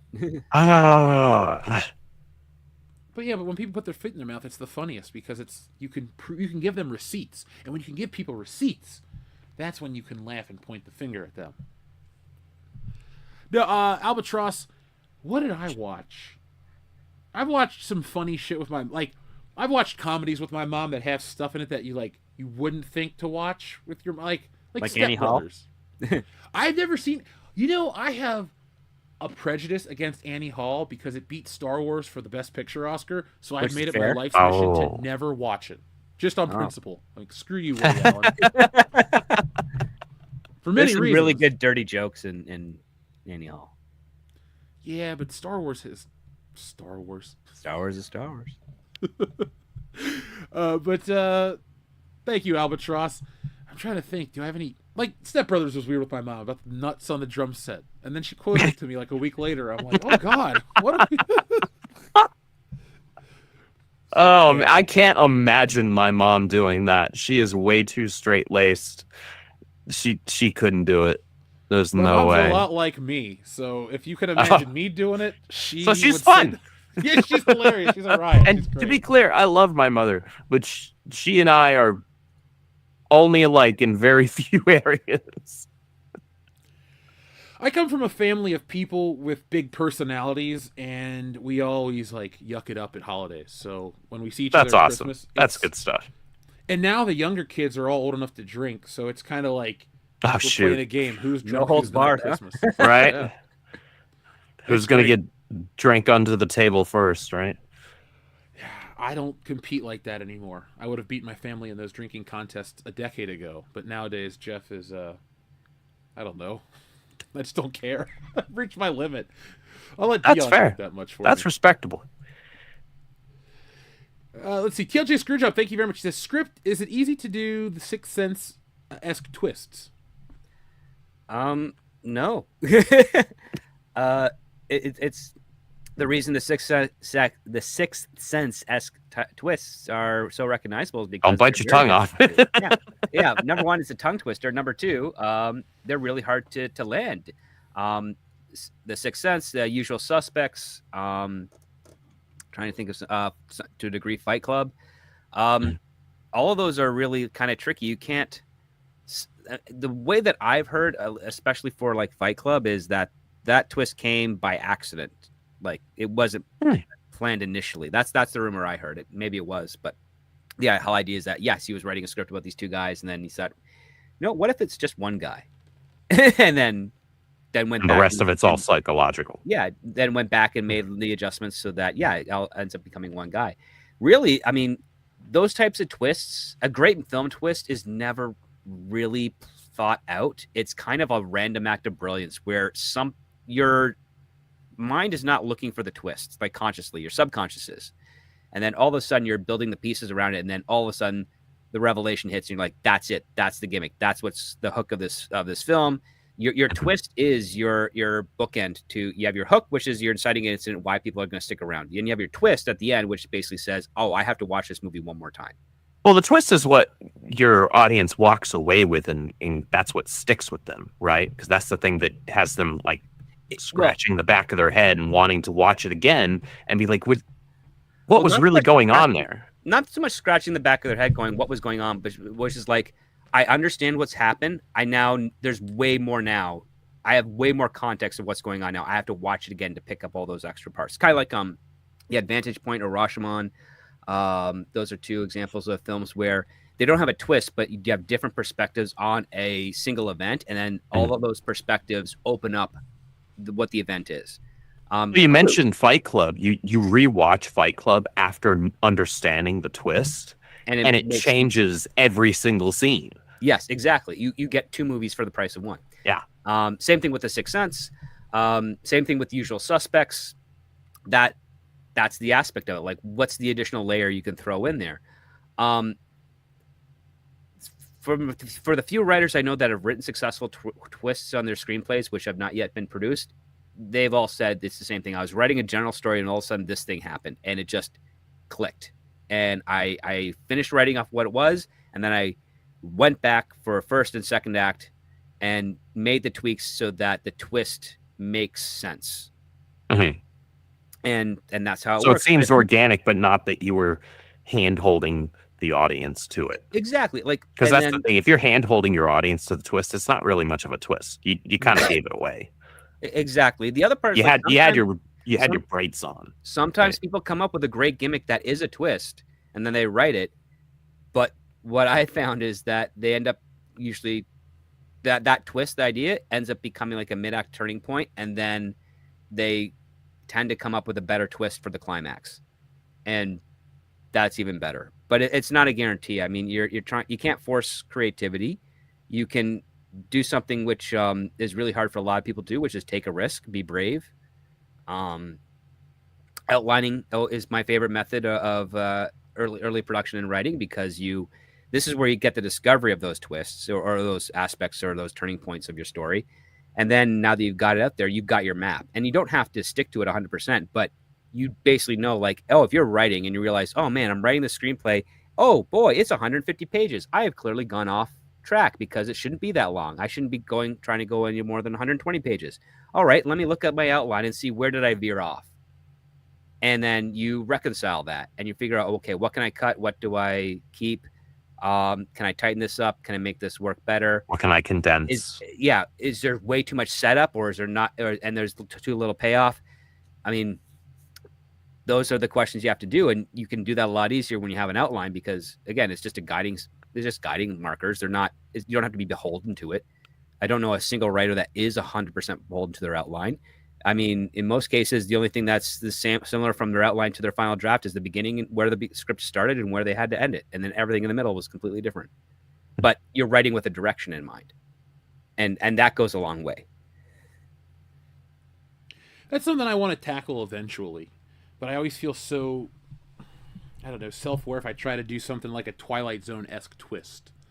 But I mean, I technically did it once with my anthology story that I put in the back of Stealing Solo. But I have a list of stories that do have a twist ending, but they're more like let me rephrase it. They have a twist in them, and then the story kind of like turns itself on its ear and like will take you to a place you've never expected. So maybe down the road I'll experiment with that. I wish M. Night Shyamalan, because he built his whole career on the gimmick of the twist. Yeah. Nowadays his movies Sometimes it worked. Many times it didn't. I think his movies today are still pretty, they fell off, but then they got better.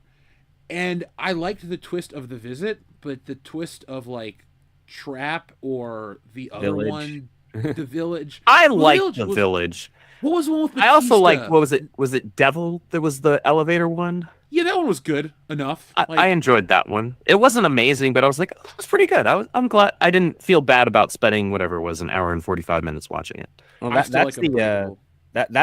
a real life example of typecasting, because the second script that M. Night pitched to make after The Sixth Sense had no twist, nothing to do with it. And they're like, no, if you're the twist guy, you have to come up with a twist. and no, that's really why a lot of his films had that twist into it, and they also did not have the impact anywhere near what he was able to do with The Sixth Sense, and to a lesser extent, he did Signs, right? He did Signs. He did Unbreakable. He did Lady in the Water. Yeah, Signs is fine. The thing is weird.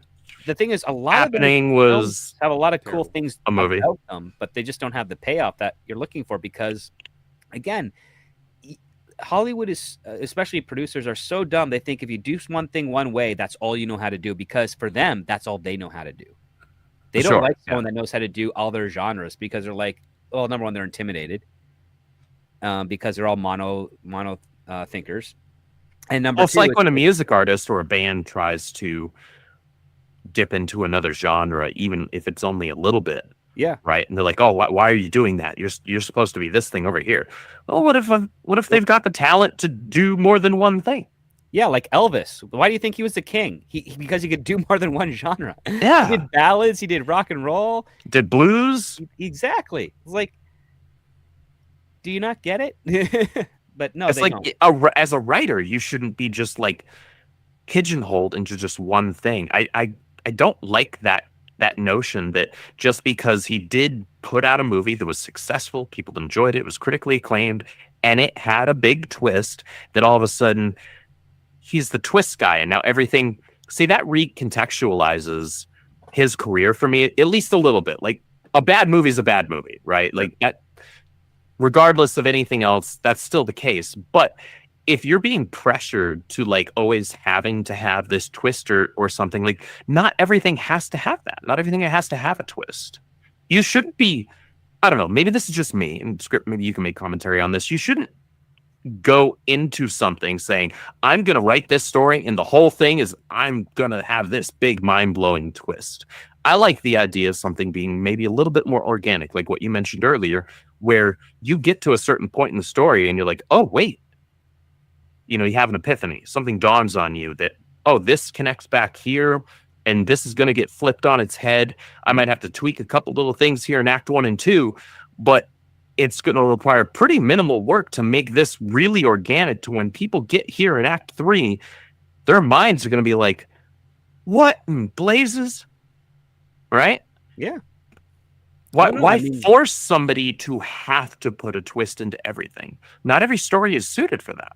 Yeah, but it's all, that's not a bad thing. Answer is money, because it's like gimmicks make money, and a successful gimmick is copied. Look at the 3D gimmick that comes out every couple generations. It's like, or the mind-blowing ending to Inception, which wasn't mind-blowing at all. No. No, Inception was really good and really relevant, but nobody talks about that anymore. It was a I fun guess movie, but it wasn't also like been this 15 years. mind-blowing thing that some people were making it out to be. Well, I mean, sadly, we live in a generation where Christopher Nolan is not the type of director where people still talk about his movies the same level that of a Kubrick or a Hitchcock or a De Palma or Spielberg. Do you think that's his own fault though? Because he hasn't been as consistent as those other creators.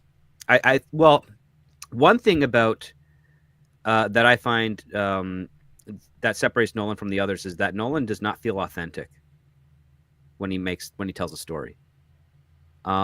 Nolan, and I've said this many times, Nolan is what J.J. Abrams wishes he could be, and that's not that great.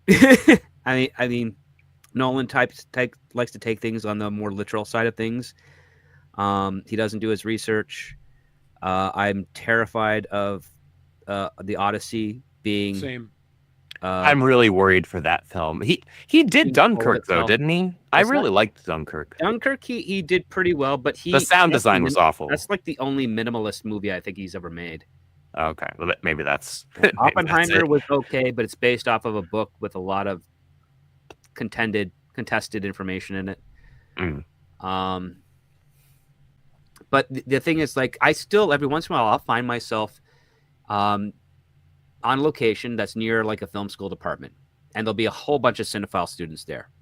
Christopher Nolan's never brought up among them. It makes me happy because I always felt, and please in the chat don't take offense to this because this is never directed at anybody that's out there, but I always found like when people would say, oh, my favorite filmmaker is Christopher Nolan, I usually go to, oh, you haven't watched a lot of movies. Yes, because that's the correct his answer. movies are good, but it's like just beyond Batman stuff, anything he's done, while I've enjoyed 90% of the movies he's made and I consider them good, it's just like only consuming Coke products, or it's like only eating a cheeseburger. Like, yeah, okay, cool, you like it, that's fine. It's every once in a while I enjoy it myself, but I think if you're watching movies, maybe I elevate movie or film to an unrealistic level in my own mind. But do you like elevated horror, Jeff? Sometimes I have to be elevated to watch half these horror movies because they suck. Oh my god! I introduced my mom to Friday the 13th Part 5, and she's like, "I heard these movies are so gross and scary." I turned on the scene where the guy's singing on the toilet to his girlfriend. She's like, "These movies are different." So like, different. Yeah, that was her nice way of saying this is terrible. But I digress. But no, man, I do think your film diet should be like the food pyramid. That it should be well rounded. Of course, you got to watch Christopher Nolan. You got to see what the hubbub's about. You got to see that he does have quality and there's great cinematography and this, that, and the other. Like, there's tons of merit to the work. I have nothing like really disparaging to say. But if like that's all you're watching, like, tell me, go watch a Richard Donner movie or something with Martin Campbell, or go watch even Kevin Smith. I know he's the enemy to some people out there because he ruined He-Man. Yeah, he did. Yes, He-Man sucked, but like, he's a good example of somebody to watch. Or Robert Rodriguez, if you're trying to get into telling stories, doing something on screen, those guys had nothing, and they took what they actually had in the real world. Budget, yeah, but they had no budget. What is it? Rodriguez had like $8,000, a turtle and a guitar, and he made El Mariachi. Yeah. And Kevin Smith worked in the Quick Stop, and he maxed out his credit cards and sold his comic books. Like, you should understand, like, if you want to make a movie or at least tell a story, like, don't look to the Christopher Nolans, look to those other people and like learn the craft and how to do it in a different level, in a different way. Same with comic books. And also find people that will stick with it to the end, because making a movie, shooting over like 4 or 5 weeks, a lot of fun. Editing a movie, that's at least a year of your life. Yeah.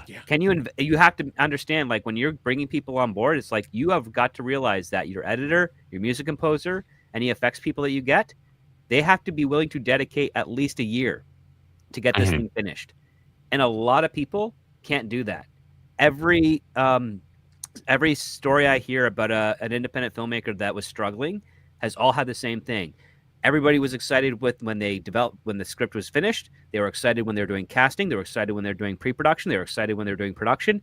Post-production is where everybody fell off, where they changed multiple editors throughout a year. They had to get different music composers. Some some things like movies have never even been made. I've seen and worked on productions that were amazing stuff. They'll never see the light of day because there's no one willing to, there's no money. You can't pay an editor a year's salary to work on a film if you're independent. You kind of have to do it yourself.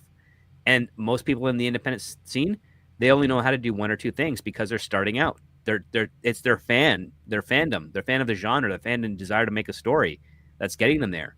And the biggest mistakes you can do is try to make a feature film as your first film because people think mistakenly that that's a way to impress people. It is not. Make a short film, make 10 minutes. That's really, really good. That impresses people more than anything else. Follow that up with a 20-minute film, then a 30-minute film.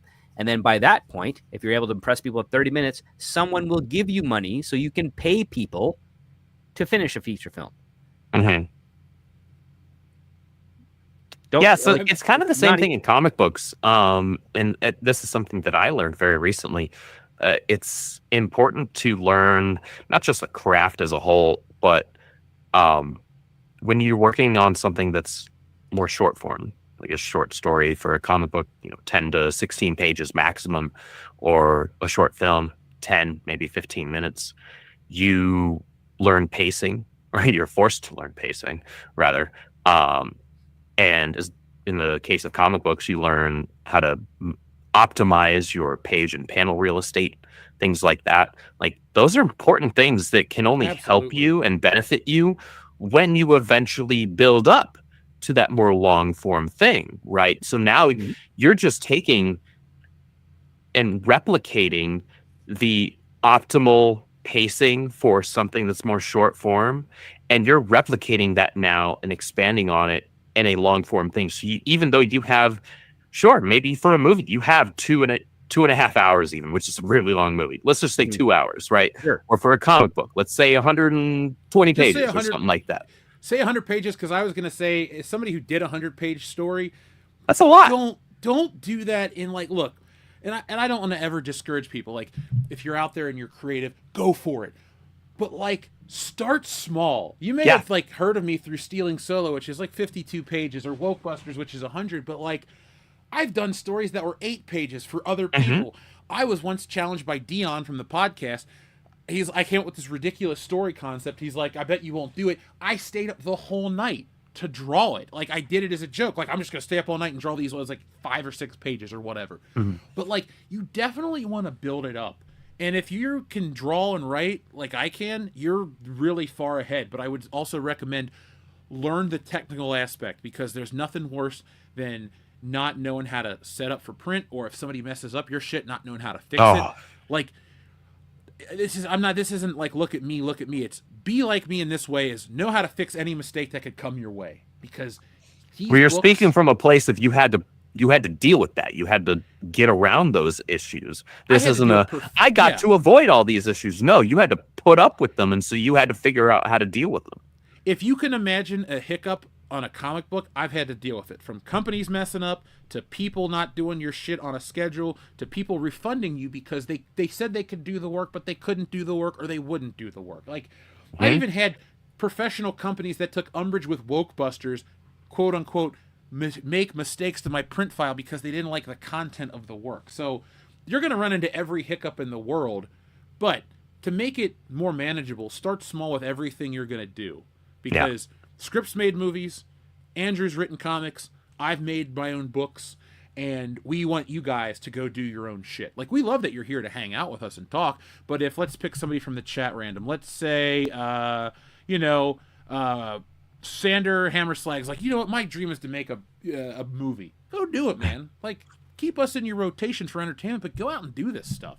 We want you guys to go out and create, because we all have different passions and goals, but we all complain and critique entertainment. But instead of just bitching on the internet, we're here to talk about it and then make our own stuff to make the entertainment world better. And it's very rewarding, and it's a lot of fun. So if you learn anything from the show, give us a thumbs up. If you don't, give us a thumbs up anyway. But hopefully you're enjoying our That's the correct answer. Yeah, I know how YouTube works. I've been doing it for a minute or two. But Script, I'm really glad that we get to have an honest conversation about Christopher Nolan, because people hold him up as God, and sometimes I don't want to be a contrarian, but there's more to film than his 8 to 12 movies he's made, and whatever else he touches. Good luck. I want to check it out, and hopefully it's good. But what is it? The Odyssey he's doing. He's doing the Odyssey, which is an epic. And I mean, it's been made a few times. There's one from Armin Assad, which was not bad. There's one with Kirk Allen that's called Ulysses, because that's the Roman version of it, if I'm not mistaken. You mean That like sounds Kirk right, Allen, yeah. the Superman actor from back in the day? No, sorry. Oh God, it's Kirk Douglas. Sorry, Kirk Douglas, not okay. Kirk Allen. Oh, okay. I was actually just looking over at an old Superman poster and I saw him there. Yeah, but Kirk Douglas, Michael Douglas's dad. It's a long story. You can truncate it to be about 2 hours. It's really more like a mini series. In fact, the one with Arman Assad was like, I think 2 90-minute episodes of it, and it still only covered maybe a little under half of that story. It's long. What year did that If come you out? wanted- Was that the one out in the 90s? That's one of the 90s, like shortly I after the watched that Judge as a Dredd kid. movie. I watched If it you on wanted TV to- when it was live. If you wanted to turn that into a series that didn't feel like it was moving at the pace of like molasses in January in Canada, you'd have to take some creative liberties with it. But that's the only real way to like get the bulk of the content from Homer's Odyssey in there, because otherwise, like, a 3-hour movie isn't going to do it. And I'm sorry. You start with him That's a being told lot. he has to go battle Troy right after his son's been born, and then he leaves, and then everybody else returns, but his boat goes off course because he's upset the gods, and from island to island, his people get taken off one by one until it's just him. And then eventually he manages to come his way back. He poses as an old man, and then kills everyone that's been trying to court his wife, who she has been fending off for like 20 odd years. I gotta say, Homer was based for that. Yeah, that's pretty savage. I mean, the only thing that's tragic here is that his son, Odysseus' son, grew up without a dad. Yeah, which is, I mean, growing up 20 years without your dad, that is tragic. And only knowing the stories of the battles he was in, and not the type of man he was. And what's the irony is that in most cases, when based on the interpretation of the poem, is that Odysseus may have been a fierce warrior, but he was a romantic. Mm-hmm. And one of the things I like, especially when you deal with like Horatio Hornblower, who's kind of has draws some inspiration from him, is that when Horatio Hornblower finds out that he has a son, all he cares about is being able to raise that kid, especially when his wife has died shortly after childbirth. He's like, all I care about is my kid. And it's like, oh, wow, that's a very interesting narrative to have, because we always had this other counter narrative, especially between like the 1940s to up to the 1970s, where dads are not supposed to really care or show affection towards their son. They're supposed to be the authority figure and disciplinarian. And here are some stories that predate that show the exact opposite, that there is nurturing, that there is care. In addition to masculinity and, discipline, it's all about the fact that you understand that those traits are not done out of love to shape that child into being a better person, and not as like a wall to be resistance, where you don't have your kids say, yeah, I grew up, my dad never told me he loved me, never even did as much as shake my hand, that type of that. Like, that's a horrible attitude. Yeah, no, that's not right. The fact that has been kind of taken as the norm, even though I've met enough people throughout the world where it's like, yeah, no, I had my father was not like that during that period. He hugged me all the time, play sports with me, asked me how I was doing. Yeah, if I got out of line, he'd take off his belt and like give me a good whipping, but outside my dad's part of the reason why I have any measure of creativity to me. When I was 7, 8, 9, we would at night sit on my carpeted floor in my bedroom, and draw different panels out of my Archie Sonic the Hedgehog comic books onto scratch paper. I knew you had an artist in you, man. I told you. Next book, you should draw it. Yeah. You send me the sketches. No, I deny it. I deny all of it. Just get an inker, because here's my step to you, Andrew, as somebody who inks their own stuff. They can help you get stuff done quicker, and they can help you see where, like, for example, if you don't draw ears well or something, sometimes somebody inks it and you go, oh, that's how I can fix what I do. So there you go, folks. There's little art tips every day coming your way from the channel. You should consider doing like little quick thing, even if it's only on Instagram, because Instagram is far more art like centric. Maybe do like little reels of stuff art related. I will be doing that, and that's going to become a part of like my online brand moving forward. But okay, good. I'm working on producing that for this book. Like I treat my books like they're movies. So you know how all the best movies had discs with special features. We have special features for this coming book, and I'm going to basically make mini like behind the scenes shit where I like talk you through the process, tell you about stuff, and even show hell yeah stuff. I have my art box that I found. It's literally a Rubbermaid full of old shit, and I'm even going to show you guys some of the stuff you can see, old art. So let's have fun with it, folks. I want it. You'll get it. Don't worry. Like I told you, I got a new way to make content. Shit's been going good. I'm happy. So, I just needed a break from this for a couple weeks to finish my book. I'm like a new man. So now, folks, let's check in with our friend Rod Thunderheart again, because Rod is a creator as well and has some advice for TLJ Screwjob. It says, TLJ Screwjob, if you want to try writing with really awesome twists, probably the best way in my writing experience is to think of a twist and write the story backwards. It's easier to construct the story there. And he also says, here's another thing. In my book, I wrote chapter 2 from basically third-person perspective, but then the following chapter is the same chapter, but from the invisible Carolina's perspective, which was fun. I can sort of, not so much with the twist, but I can piggyback on that a little bit, where my initial pitch for the story that I created for the Rippaverse, Blue Shift, who's a speedster, I wrote, and this was the first like comic script that I wrote. I took a couple of weekends. I taught myself how to write a comic script in terms of like the formatting, everything. I had never done it before. I had like dabbled in some traditional prose, never touched comic scripting. Taught myself. I wrote, was it like 120 something odd page script.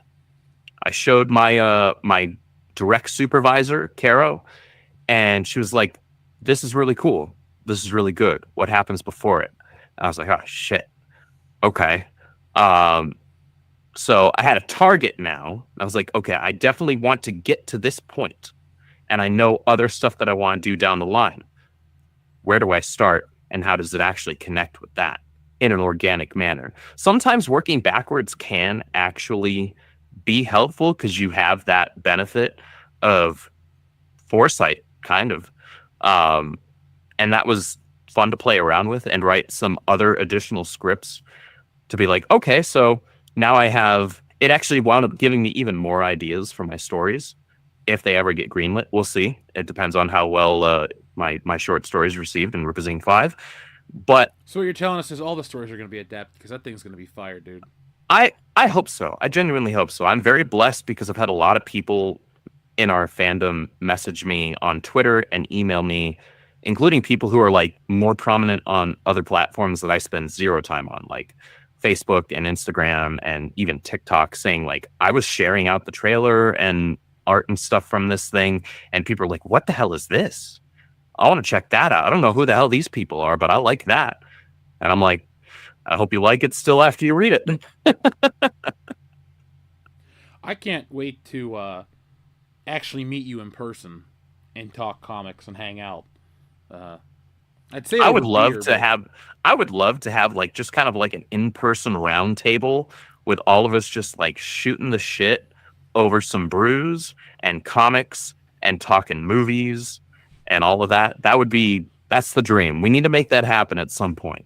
Well, I've already talked to, because I'm friends with a couple creators, I talked about New York City Comic Con in 2027. So I'm going to do, that's 2 years from now, because Comic Con that's 2 years. Weekend. Yeah. So I'm giving myself 2 years to get ready and have a full library, but we'll find a con, because my only rule of thumb, man, is I want to hang out. By the way, folks, we had over 400 people. We got new people watching each and every week. Folks, if this is your first live stream, thank you. Welcome to the channel. If you found us through our new Xbox video, tell us what you thought of that. But folks, if you haven't checked that one out, you might like it. It's not really about Xbox. It's about how you, the consumer, is getting less and paying more. And, well, I don't like that because I'm a consumer just like you guys. And I don't want to see my Xbox subscription go up and my action figures triple in price and this and that. It's not a good time to be a collector or a consumer in many ways. But that's why we're here for you, to entertain you and give you some world-class stuff. But we'll have one of those roundtable hangouts, and what we'll do is we'll take pictures, and we'll use a picture of, like, I have a cardboard cutout of Chewbacca. We'll use that as script. We'll just put some glasses on it. That's great. Oh man, I wish I was Chewbacca height. Actually, no, I don't. I'd never be able to walk through a door. No, 'cause Yeah. I'm still shorter than Chewbacca, and I don't want to be any taller. So, And I'm happy with being an inch shy of 6 foot. There's so many more cars I can fit in comfortably. I don't are have you just to worry rubbing as this much into on- me? You're like, oh, I'm not 6 feet. I can fit in cars. Airplanes aren't a hassle for me, man. Well, I've it's never weird hit because my- we're in this like culture where you have like stupid bimbos online that you see interviewed all the time on YouTube and whatnot, where they're like, "Oh, a guy needs to be like 6'3" or what the hell I do." Have fun. Go I gotta chase say, your is it- 6'3". Hey, as a guy that's over 6'3", that shit actually does have an effect. Like, seriously, they're just like, oh, you're really tall, and then it just goes from there. So I bet it does. I bet it does. I'd rather be comfortable. See, I'm at the age where if I get sciatica, I'm going to lose 2 inches off my height. that shit. If I lose 2 inches off my height, I'll still be 6'3". So There goes. Okay, so I need to make a freaking bingo card for this Tuesday night stream. It's like, when did script, like one of the things will be script, like mentioning something regarding a comic book character that it harkens back specifically to the golden age, or when is it like script saying something that makes him sound like he's 75 years old, but he's actually within like a 3-year variance of being Jeff. Like, what we should do is we should take this bingo card and make it a trend for a couple weeks, and then around the holiday we should have a whatever we're calling our show, bingo card T-shirt. And folks that'd be that come to, hilarious. That, like, all remember, right. it's Bronze Age, not the Golden Age. I'm a Bronze Age guy. But yes, As am I, but you talk like a golden age guy so often. well, I mean, what's funny is that only on YouTube, I think, do I hang out with people that are relatively close to my age. Most of the people I deal with are at least 20 years older than me. Like, My just in goodness. Like me general. growing up. Just on the crew Yeah. and like film crew and film production. Yeah. Because like when I was getting started out, they were kind of like, they were the peak people that you kind of made friends and worked with, and still there. And then the people that are younger than me, they don't last at all in this industry. They're in and out so quickly. You don't have time to make friends and colleagues with them. So yeah, I've got a lot of old people influencing on me. So that's why I sound older than, like, my thought process, the way I speak, or the word choices I use make me sound a lot older than I actually am. It is quite funny. It is. I will forever give you grief for it because I find it funny and endearing. It's great because if I make it to the age of 80, I'll sound like a 100-year-old. Yet I still got 20 more years before I hit 120 even. Yeah. I'll be the Old man oldest sounding script. young man in the world. That's our next comic, Andrew. Old man script doctor. People be like, I And don't know what it's this like title Old Man means. Logan. Yeah. I call shit. Who? No, I don't want to be anybody from that storyline. I was gonna say I'll be the Hulk, but the Hulk got weird, so no thanks. I'll just The Hulk got really weird in that story, I've but got like giant glasses as a result of being like so old. Like the prescription's the literal same. Coke I just bottles. have more peripheral vision. Why don't you just get a Cyclops visor, but it's all prescription? I was about to That say it's way- basically a wraparound visor at that point. I could 3D print one and then just put in some old lenses. Oh, there you go. I want to 3D print I've been watching these videos where people 3D print like cosplay helmets and shit. Yeah. Oh, yeah. I want to get some of those. My buddy's got a printer. I'm like, yeah, make 3D me, printing's come along like a really long ways. And it's Like become there's way more really affordable. crazy stuff that Yeah. people can do with it. He made me a Batman recently, so I have this little That's Batman cool. action figure that's 3D Hey, printed. he It's can pretty make you cool. also an Axel Foley. Hey, He can. There it is. I'm going to a Halloween party. I'm trying to decide if I'm going to be Axel Foley again this holiday season. So Be a really Folks- tall Axel Foley. Eddie Murphy ain't that tall. no, if I was in the right shape, I could be The Rock because I'm that size. Oh yeah. Shit, I think I'm broader than him now. Not buffer, but broader than him. Actually, you know what? nowadays. Throwing everyone off, go as Rosewood. have a didn't suit. I'll fall. just put on a suit. I'm Billy Rosewood. Who's Billy Rosewood? If you have to ask, I can't afford it. Yep, there it is. Rod also says, "Hail, Jeff. Said this to wrestling once. We can understand you. Move the microphone away from your face. We can't understand you." Oh, is my microphone far away? No, No, you're fine. Oh, You're okay. fine. Sorry, Rod. I was a little confused with what you meant. I'm thinking of a 6'5" Billy Rosewood.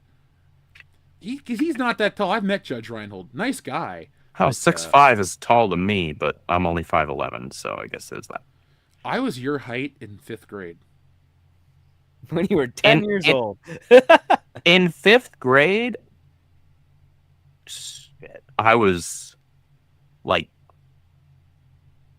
5, probably like 5'4". I was See- short. I was short up until like my junior years when I hit my last growth spurt, and then I You're still sprouted short up. to me, buddy. It's okay. It's You're still short to forever you. young. You're also you're a freaking giant, okay? I'm gonna start hanging out with pro wrestlers where I'm the. Actually, I am friends with a bunch of pro wrestlers, and the funny thing is, they all are so small. Like, my one friend's in the NWA, so he's like a normal sized guy. He's like 6'2" or whatever. A normal But- sized guy, 6'2". Listen to me. Screw you, buddy. Okay, look, you're completely average height at 5'11". I don't want to disparage anybody that's vertically challenged, so we're gonna switch topics so I don't hurt anyone's feelings. I wish I was on camera right now so you could see my expression. You can see mine. The audience can't. There we go. Now they can see it. The face This of guy. displeasure. This is why I drink. Jeff is why I drink. Hey, like my grandma would always say, if you can't joke, you better give it up. So that's how That's- we know we're friends. I respect it. That- Your grandmother honestly, was a smart woman. She was. That was honestly her catchphrase, and I would always agree with that. So shout out to her. She'd be, God, 101 years old now. Oh, wow. Woo, God bless her. Yeah. Yeah, she lived to be 95 though, so that was a hell of a life. that is a good life, yeah.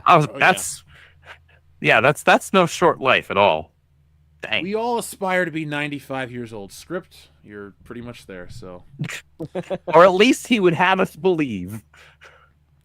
what was it like before electricity? Like, what did you do at night? Did you just go to bed when it got dark? I love that we're leaning into Actually, this. I Actually. can tell you vividly what it was like before the internet. Well, yeah, me too. I know what that was like. Listen, asshole. I was born in the 80s. I do remember what it was like before the internet was a widespread thing outside of like the government and like major corporations. Thank Look, you when I was very a kid, I much. used to ride my bike to the library to use the internet because Yep. we Yeah. didn't really have. We had dial-up at.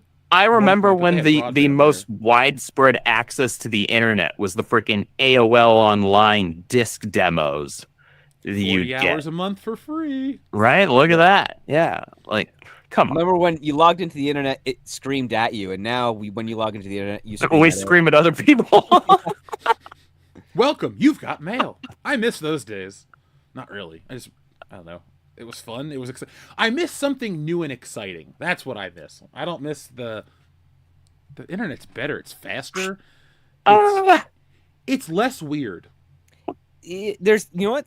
Some of the apps these days I don't like. It's like I've got this remote phone app, and I can only make calls if someone has called me through it. Like it doesn't give me an actual dial pad on the app, and it's like, Do you have an actual phone plan? No, I do. Like my phone actually has like 6 numbers that I can make calls through on it because of the various different productions I have. So it keeps my personal number very private. But some of the apps I have, it's like, yeah, you can only call this person back. You can't just go into the number pad and then dial in a number and then just make an outgoing call. It's like that is the dumbest thing ever. Like who made this stupid It's app? like a pain in the ass thing to circumvent. Oh, if I want to dial out, I have to go onto like a laptop or a computer and then go to the dashboard on their website and then do a dial out and then leave a message and then if And they why call do me we back, have this? What's the exactly like point? it's the dumbest thing ever. What are we doing here? This is 2025. It- First world problems. it's What are just you gonna do? so yeah, but like this is how app developers work. They're like, we'll make something for the web, and then we'll make the mobile. Oh, we will completely forgot the fact that maybe someone might want to do an outgoing call on the mobile. Look, I'm going to sound even older My God than in you for heaven. 5 seconds. I think Snapchat's stupid because what's the purpose of taking a picture that disappears? Like, I don't get the gimmick. I mean, I get it. I have it. I use it. But I think it's the dumbest app. That's the one I see Instagram's value. I see other ones' value. But it's like, hey, here's a picture, and it's gone. I think I used Snapchat for a total of a week and a half about 7 or 8 years ago, because one of my friends was using it and convinced me to use it, and then I wound up telling them this app is kind of stupid. I don't see much of a point. Why am I doing this? I'm just gonna text you. It's so refreshing to complain about something that's not TikTok. Oh my lord, I can't with TikTok. Yeah. You know what, though? What we can do? We can give a shout out to Shrubbles Away, who has a request for the new Buffalo Jeff button. So, Let's do it. Remember, folks, it is October, so Buffalo Jeff can appear anytime you want. So just ask your old pal Buffalo Jeff. Mary, quite contrary. Who's that Pokemon?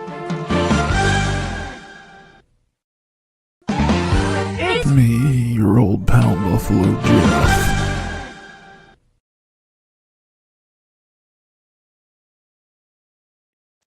You know, knowing Mary's abysmal luck, she probably popped in at the exact moment or just before you started doing the voice. Well, Mary, I'm going to create you a piece of Buffalo Jeff artwork. I mean, oh, Lord. There is I'll give Buffalo you her Jeff new artwork out address. there. Oh, perfect. Oh, she doesn't know where I live. I'm going to drive over a state and just mail her something from a different state. She'll be like, where did this come from? How? Why? This is great conspiring right here. This is what the internet was actually made for.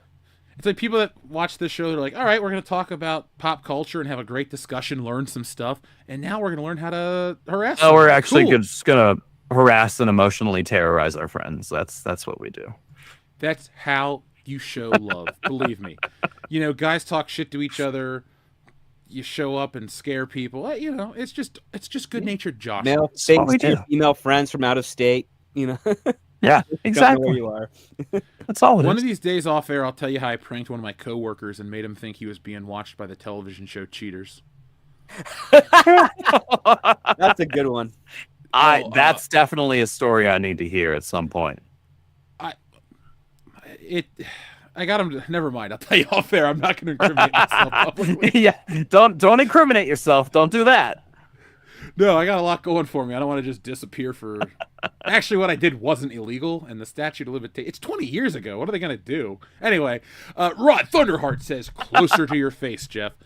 Is that okay, Rod? So this is the microphone. Oh, wow. A finger's width away from my lips, but I like to talk a lot loudly, so that's why I keep the mic here. But one thing too, folks, if you ever listen to the recorded version of our podcast or any of the clips, we sound better using the same software in the recorded version. I don't know why StreamYards falls apart, but you know, I have an XLR. It's because mic. StreamYards and YouTube have dog water compression to their audio and video. Well, I have That's some why. good news to everybody that's out there that's watching. We're going to stay on YouTube, obviously, but we have integrated OBS a little bit, and so that'll be rolled out fairly soon. So the show's going to be even crazier, especially when we get the bracket battle. Oh. Rod Thunderheart also says, "Hail, in that scene in Indiana Jones and the Dial of Destiny, I could never get past him talking. He's supposed to be a middle-aged Indy, and he sounds like old man Indy." Hey, Rod, you are not alone, dude. When Sean Connery played James Bond for the last time in that video game, From Russia with Love, I was so bothered by the fact that it was the old parody Sean Connery who, you know, sounds like Henry Jones Sr., not the young Sean Connery who doesn't have that voice. Harrison Ford's son doubled his voice in Blade Runner for all the special edition scenes that they added in. I think they should have got a sound-alike actor or modulated the voice or used AI to pull Harrison Ford's dialogue from every one of his movies that they have the rights to and made a voice, because it looked enough like him that I was like, okay, this is fine, but it didn't sound like him, and it killed the immersion. And once the immersion's broken once, you can't help but see the seams the entire way. So I agree with you, Rod. It bothered me. The movie existing bothers me, but that's a topic for another time. Shout out to Enrique Vasquez says, I'm tall for a Mexican, but next to Jeff, I'm a dwarf. Yes, Enrique is a listener who became a friend. Now he's just a real-life buddy. And he was here at WCBS headquarters over the summer, and he can attest the legend of Jeff, the Giant. My father, Andre the Giant, raised me well, as in not at all. Our friend Never mind. I'm gonna save that joke. Thank you. Save it for the... save it for whenever you want. Surprise me with it. Call me on the phone at 3 a.m. and say it. I don't care. Our friend Jorge says, Mary had a little lamb. A little lamb. Little lamb. Mary had a little lamb. Its fleece was all gone. Was that what you wanted, Jorge? Was that... That's not what I wanted. I didn't ask for any of that. I think I'm going to record you a book on tape. Actually, what I'll do is I'm going to read you a book as Buffalo Jeff, send it to you on a CD in multiple parts, just to torture you. Anyway, I'm going to need your address, buddy. See, you literally just put the power in my hands. No, actually, what I'm going to do is I'm going to message Mary. I'm going to say, send me Andrew's address, and I promise I won't bother you as Buffalo Jeff ever again. She will absolutely take that bargain. What the hell? Good. And then I'll She alter will the deal. sell me right up the river. Well, I'm always down for a nice riverboat trip. We can go gambling, eat some nice food, commit some crimes in international waters, and never get arrested. That's how it works, right? If you're lucky. Luck tends to be on my side. I'm going to take that risk. No, I'm not. Oh. I hate everything. You don't. You love Tuesdays. I do love Tuesdays. Or at least I love Tuesday nights. Hey, it's been better now that we're back. And folks in the chat clearly love the Tuesday night primetime live show. And we have some more topics because originally I said, we'll shut it off. But no, we have more people watching and we're kicking ass right now.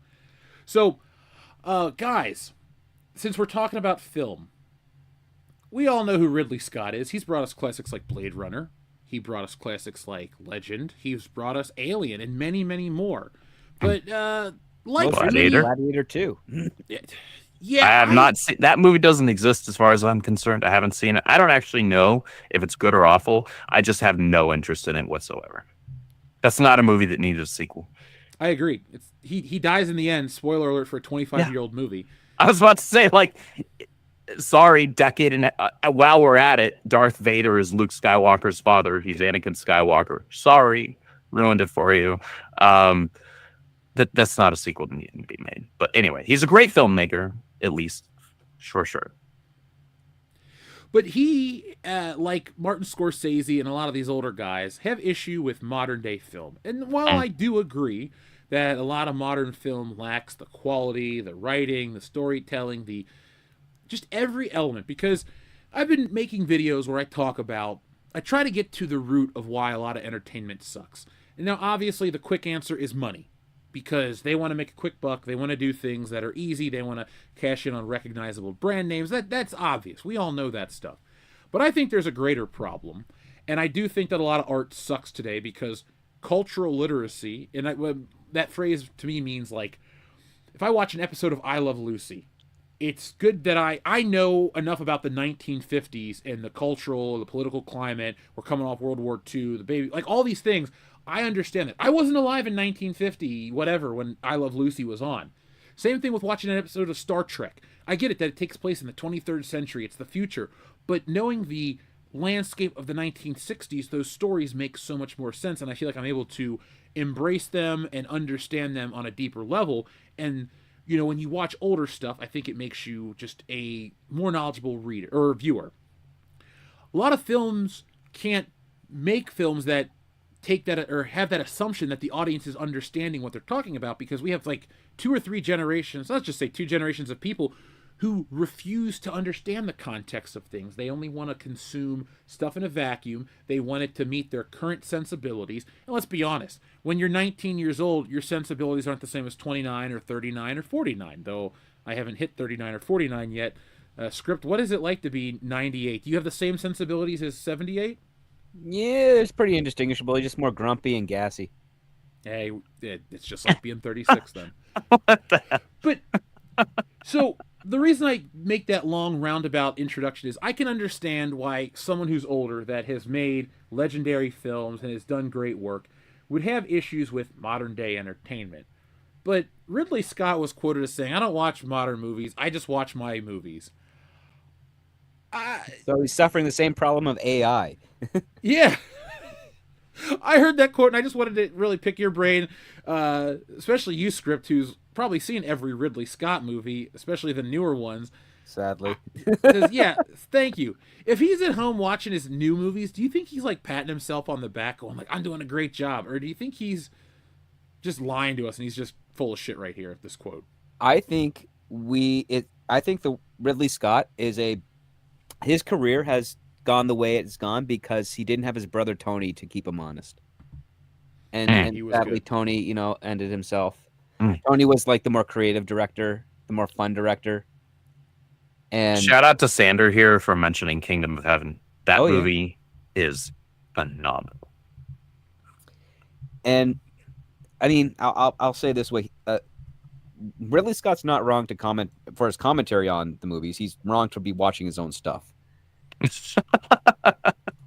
because, I mean, I don't know many directors that do watch their own stuff unless they're doing a commentary on it, or they're going to, or they're going to be doing a lecture on their film, and it's been 20 years since they've actually looked at it, so they'll watch it again to get all that recalled memories. But I mean, to watch your own stuff, like you're going to spend your time watching the byproduct of what you've done repeatedly on a regular basis. That's just foolish and a waste of your time. You should be looking at newer filmmakers, seeing where they're going off the rails, and then you should be making master classes about like, this is what film used to be. This is what it is now. This is why I prefer the old ways. And this is why I don't like the stuff the way it's done today. I mean, Ridley Scott has said it far worse. James Gunn, on one of his podcasts, like 2 weeks ago or so, talked about how much he hates how modern movies are filmed because they'll lock a camera, there'll be a shot of the characters, they won't be moving anything in the frame, they'll say their lines, and then you'll get to another shot.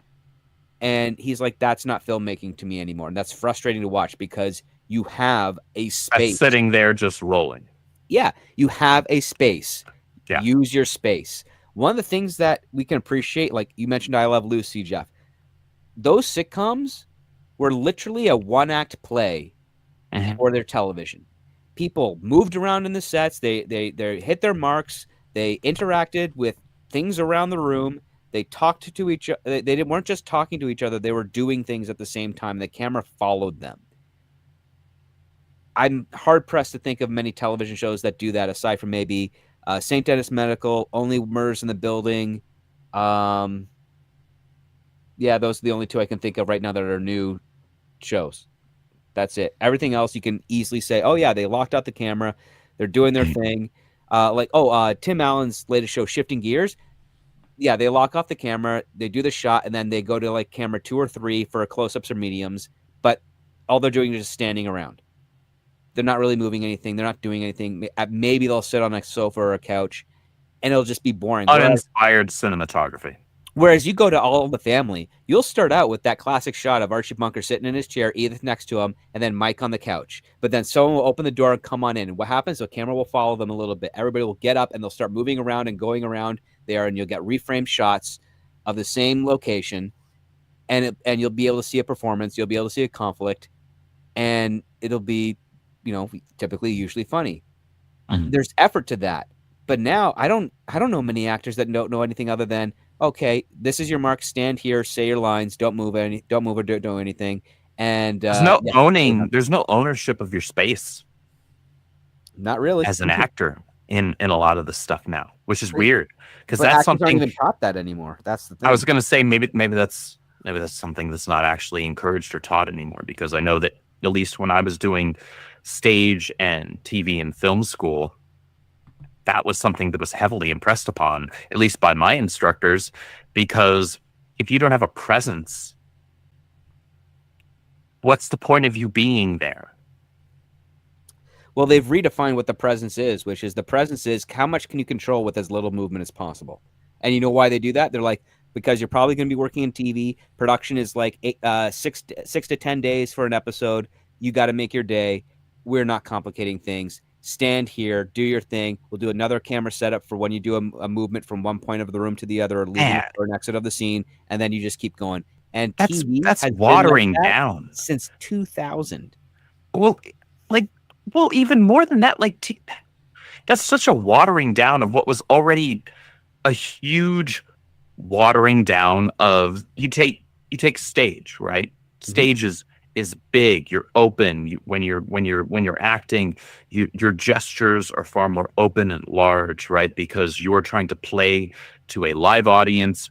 You want to play to the back of the auditorium so that everybody can actually hear what the heck you're saying and see what it is that you're doing. Somebody that's in the back few rows isn't going to see little things that you're doing with your face, right? It's different in TV and film where they have the option of doing those close-up shots if that's what's called for that scene.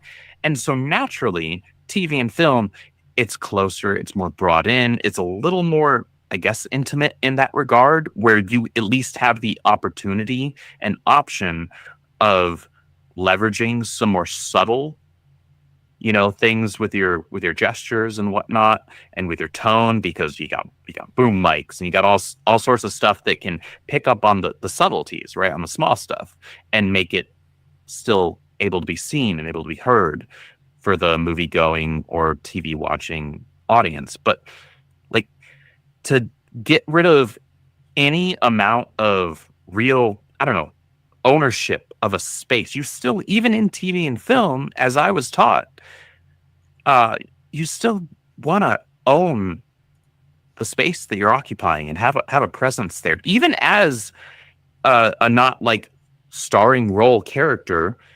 Obviously, you don't want to be trying to show up the star. That's an entirely different problem.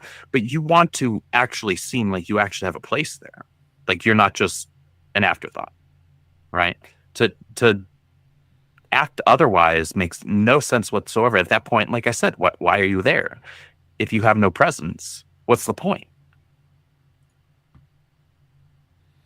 Yeah, and the audience is talking about this too. The Rodent says maybe the new generation of actors don't know how to hit their mark, so the production has to awkwardly go around their lack of talent. Don't know how to hit your marks. Go to acting school. I mean, get a, or even just take a workshop. Yeah, I have never had a desire to be an actor. Making movies is one thing, but I do see there are some great actors that are out there. Like when Robert Downey Jr. is on the screen, I'm like, cool, Robert Downey Jr., let's see what he's going to do.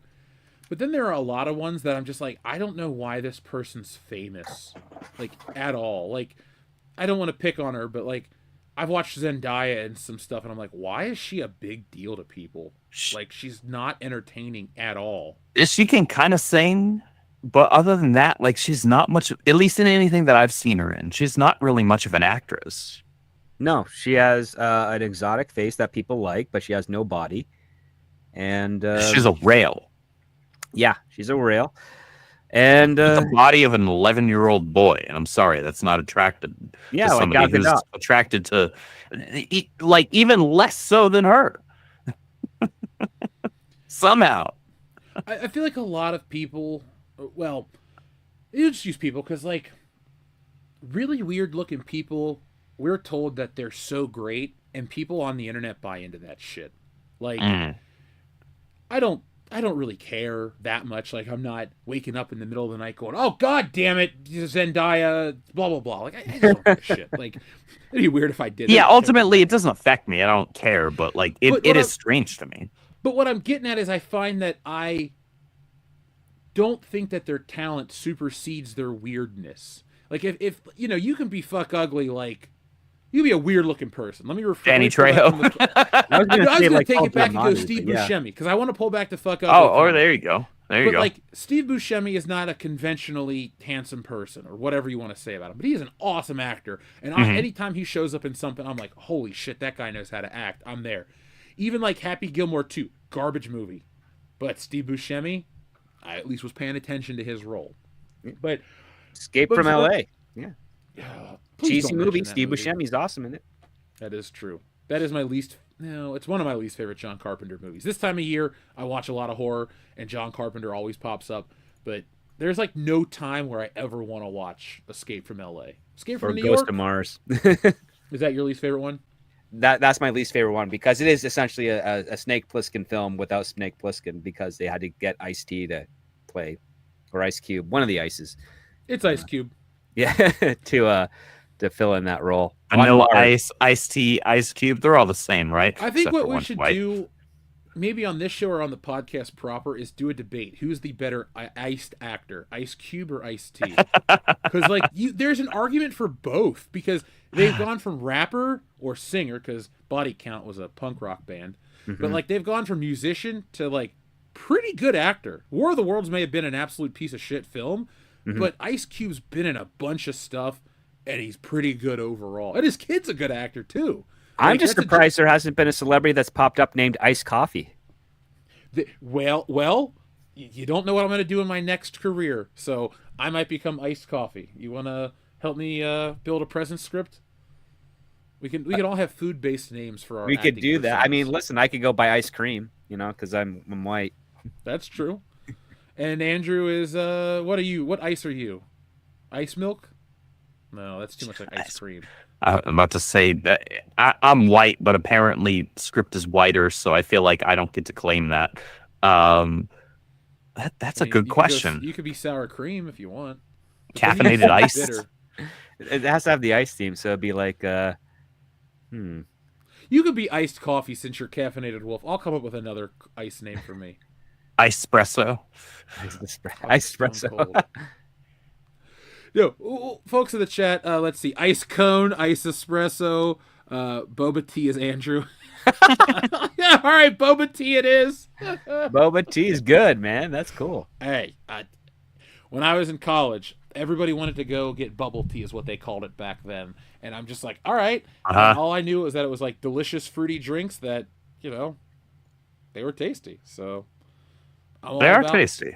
Yeah, I'm all about the... And you can throw vodka into bubble tea if you really want to.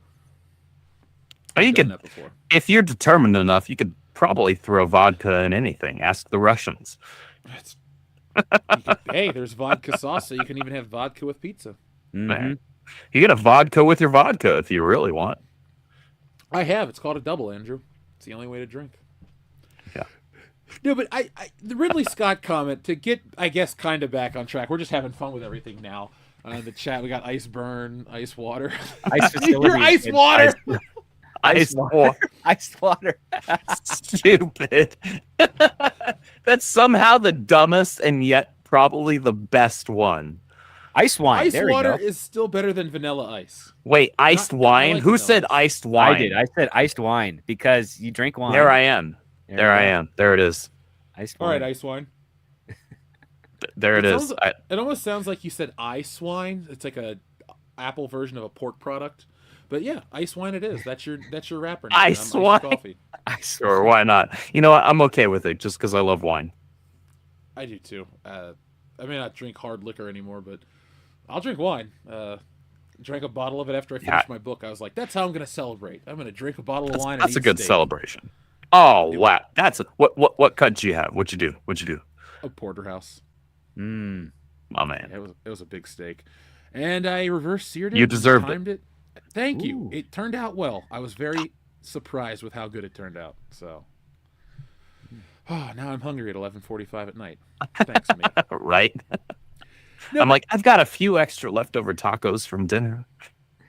Well, you go have those tacos. I didn't have tacos for dinner, but I wish I did.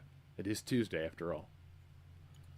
Does anybody actually celebrate Taco Tuesday? I've always wanted to live a life where I do, but Every now and then, my sister and I'll go out to it's one of the local places is called Torchy's, and they have a bunch of different like specialty tacos that they'll do, and so we'll go there. We'll grab whatever 2 or 3 different specialty tacos, and then we'll get like either frozen margaritas or frozen sangrias, stuff like that, and just kind of like chill to be like at the end of our Tuesday, and we're like, you know what?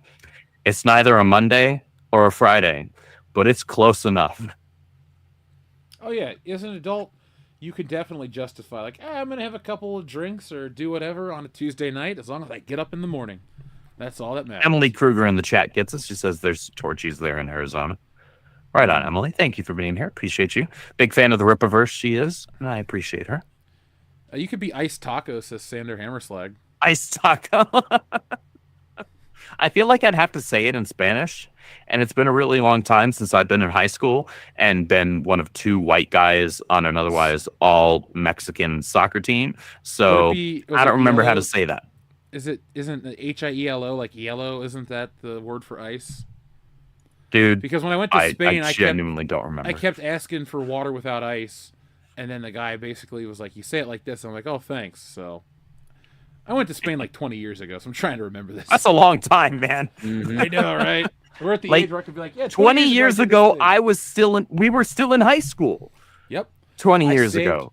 Dude, I worked a shitty fast food job. I saved my money to go on that trip. So, dude, that was a fun experience. 20 years ago would have been 2005. Mm-hmm. So I was a sophomore. I was working at a local theme park during the summer is what I was doing for work. Rallies. That was it.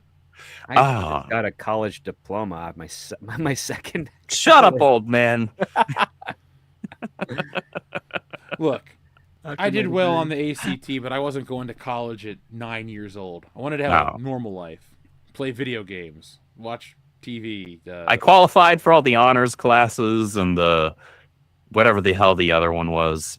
The applied classes. I remember AP. It was AP, right? Yeah. AP? Does that sound right? AP. Yeah. Like I applied. I qualified for those. I did them. It was annoying. That was the point in my life, though, where I knew I wanted to be a comic book artist. So it's like, I'm going to go to school and do well. But, like, if you look at any of my margins and notebooks from, like, the last 20 years... It's all, like, doodles and shit. It's mostly Spider-Man jumping around the page. That's amazing. Shit. I respect the hell out of that. I knew it. Like I said, I knew I wanted to do it at a very early age. So I was just like, all right, I'm training for it. I didn't want to be a pro wrestler. I didn't want to be a football player. But I wanted to You could have done both.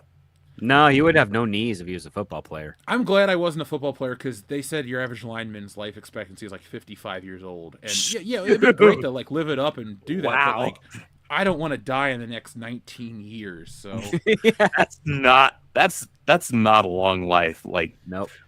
That would have been like my dad. That's 20 years ago from my dad. Like, I don't more than 20 years ago. This is a crazy comment to make on this show because on the podcast it would be a little different because those guys are big sports fans. But I think we'll continue to see like, not because of like popular culture not liking football or sports, but I think less and less people will like put their kids in football. We'll eventually get to a point, maybe not in our lifetimes, but in the future, where it's like, well, yeah, football turnout isn't what it used to be. It's like, oh, why? Well, because people are worried about other damages and CT and other shit like that.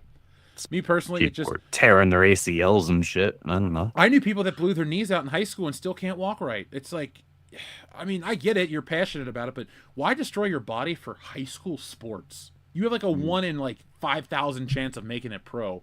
Yeah. Just whatever. Like if you're in high school and you're hitting times or whatever it is, like I only say times because I did track and cross country. So like if you're competing at a level where it's like hitting nationals for like college level and stuff, to where maybe you've got a potential NCAA and beyond, career ahead of you.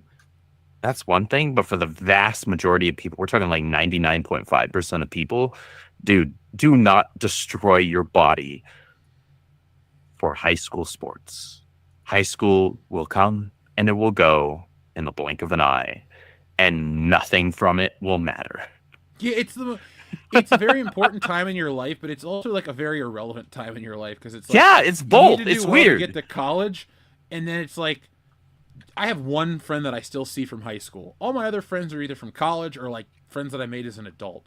I didn't go back to my reunion. I had a good time. But most of my friends that I still have from California are either from college or after college. Yeah, That's why I love the line in 21 Jump Street. You peaked in high school, motherfuckers. He shoots the guy in the dick. It just makes me laugh because I knew so many people that peaked in high school. I was at Kings Island over the summer and I ran into a dude from high school, and it's like he was okay. He wasn't like a douchebag or anything, but it's just like he kind of fit the stereotype of peaking in high school, and it's like, all right, you're the exact same person. Good for you.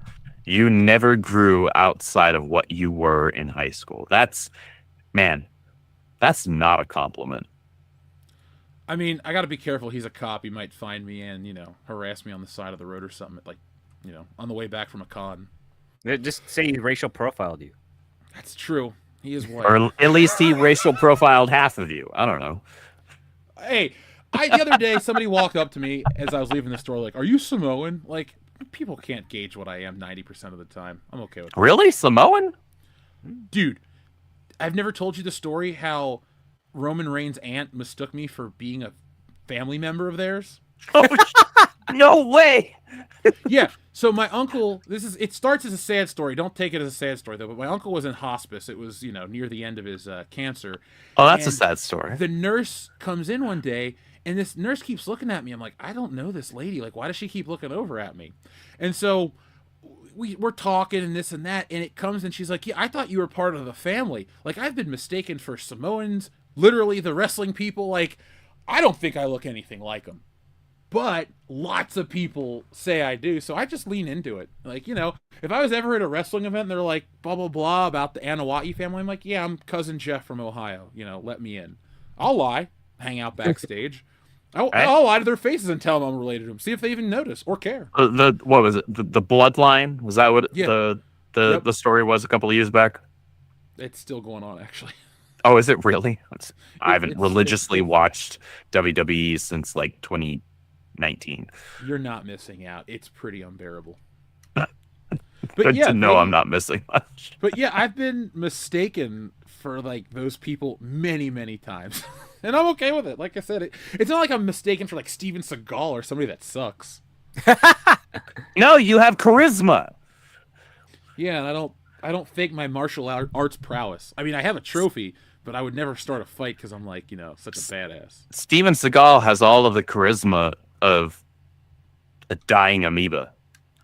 And I wouldn't have cheated on Kelly LeBrock. And half the acting ability. 1/10. Come on now. He almost got punked out by Van Damme. Van Damme. Well, he should have been.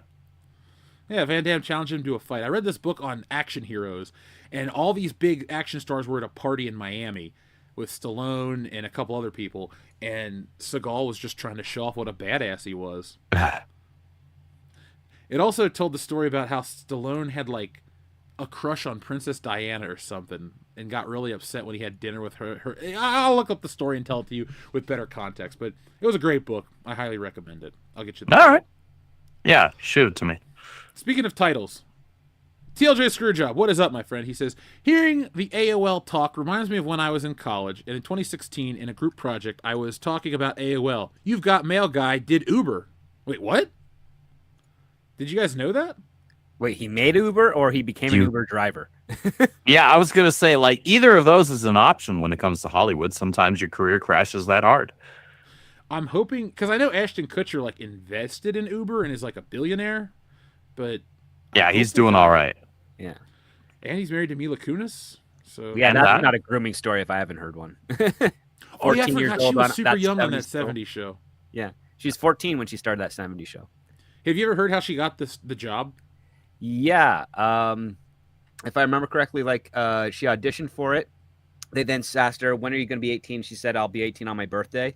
Yep. And they inferred that was the next birthday. And then afterwards, they already did it. The other part, too, is like Mila Kunis's dad was kept everything on private accounts so that she had no idea how much money she was making until years after that 70s show ended.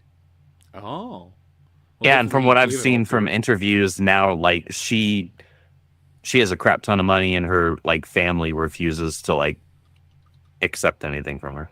Yeah. Well, she made all of her money from American Psycho too. That was such a great piece of cinema. Oh yeah. No, wouldn't she have gotten all of her money from residuals from that 70s show? American Psycho 2 is like one of those it's so bad it's terrible movies. It's like not enjoyable like The Room is bad. It's like it's Mila Kunis playing a follow-up to Patrick Bateman, and William Shatner's in the movie. It just sucks. It's actually better. I've never seen it. There's a gosh, who was it? It was the guy who's in Dawson's Creek, whose name has escaped me. He was in technically a pseudo sequel to American Psycho. Was it James Vanderbeek? James Vanderbeek, yeah, that's the one. Yeah, Dawson's It's the Creek. college movie that he did, because he plays a Bateman in that one, and it's got a similar narrative style of like, you know, he's creepy, obsessive, kind of borderline ready to do some real damage. Well, I haven't seen it. I don't I really can't remember follow the James title. Vanderbeek's career. Folks in the chat, let me know if you're a James Vanderbeek enthusiast. I have a feeling most of you are going to say maybe.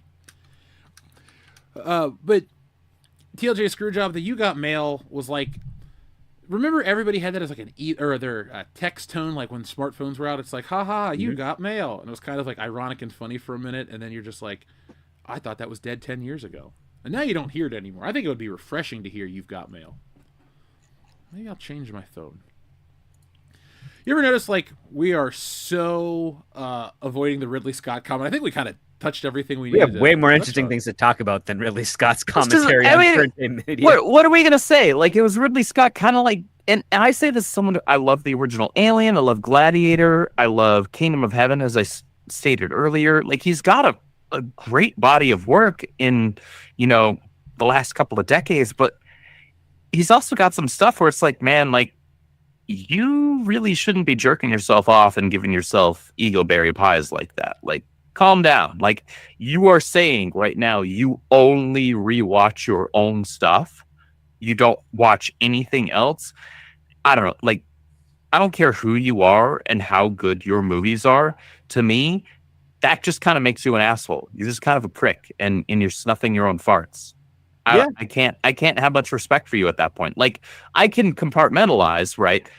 I can say you still have this body of work that comprises some really phenomenal stuff, but this thing you're saying right here, right now, you're out of your mind.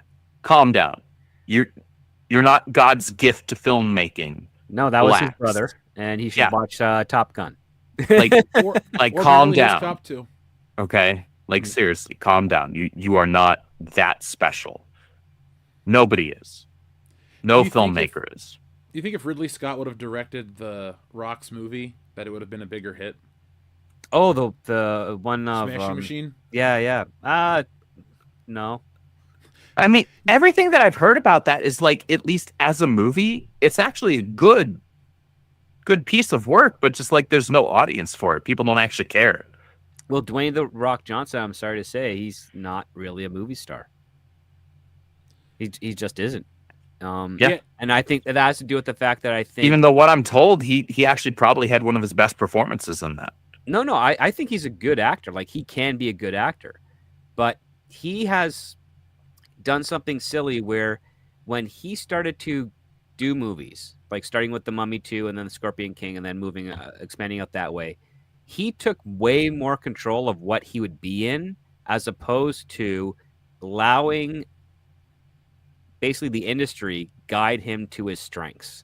Mm. Because Arnold Schwarzenegger did whatever people wanted him to do to figure out what his strengths are and Right. what people want to show up to do. Did Conan initially? He was trying to, with Terminator, famously, he was trying to try out for Kyle Reese, but instead, you know, they pushed him towards the Terminator. They flipped it around because they're going to make the Yeah. Terminator look very sinew and weak, and then that the Mhm. irony is that it's incredibly strong. Yeah, And you're like, no, let's just go literal with it and just make him big and imposing and make the guy, you know, scrawny and what have you. And that worked. he was the star. Like, And he was the star. guy. Yeah. But the thing is, with The Rock, I mean, I think by his fourth feature film, he started becoming producer or executive producer on the stuff. And that goes, I guess, to his agent, Danny, who is his Ex-wife.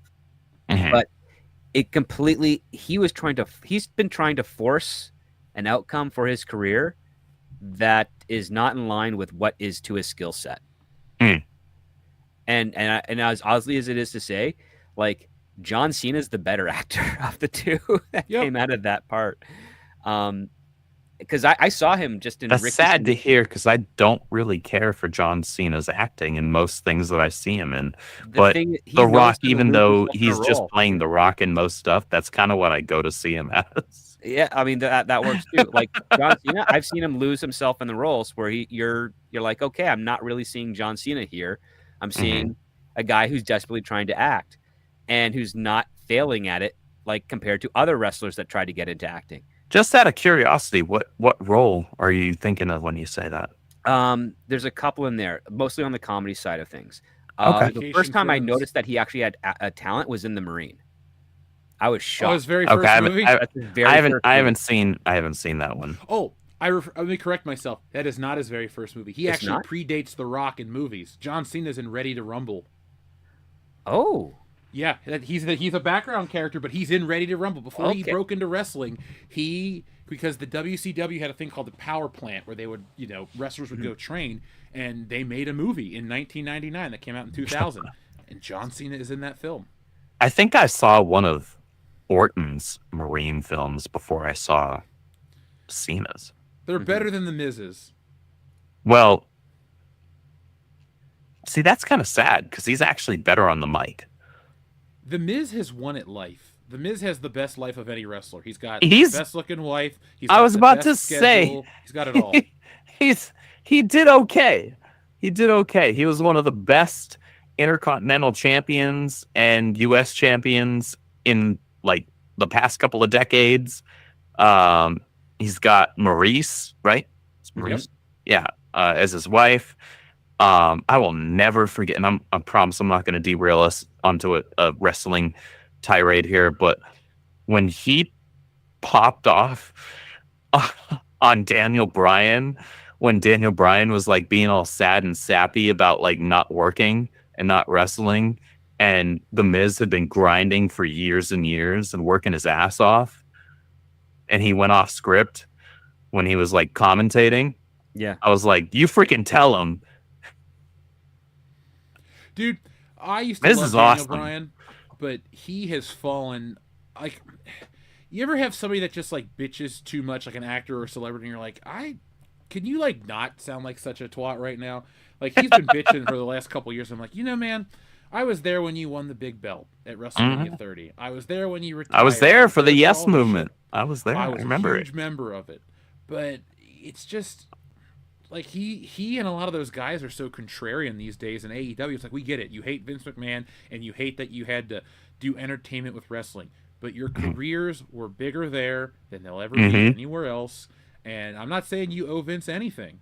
All I'm saying is constantly trying to bitch at us for liking something that you didn't enjoy or you don't enjoy in hindsight, but it did, you liked cashing the checks.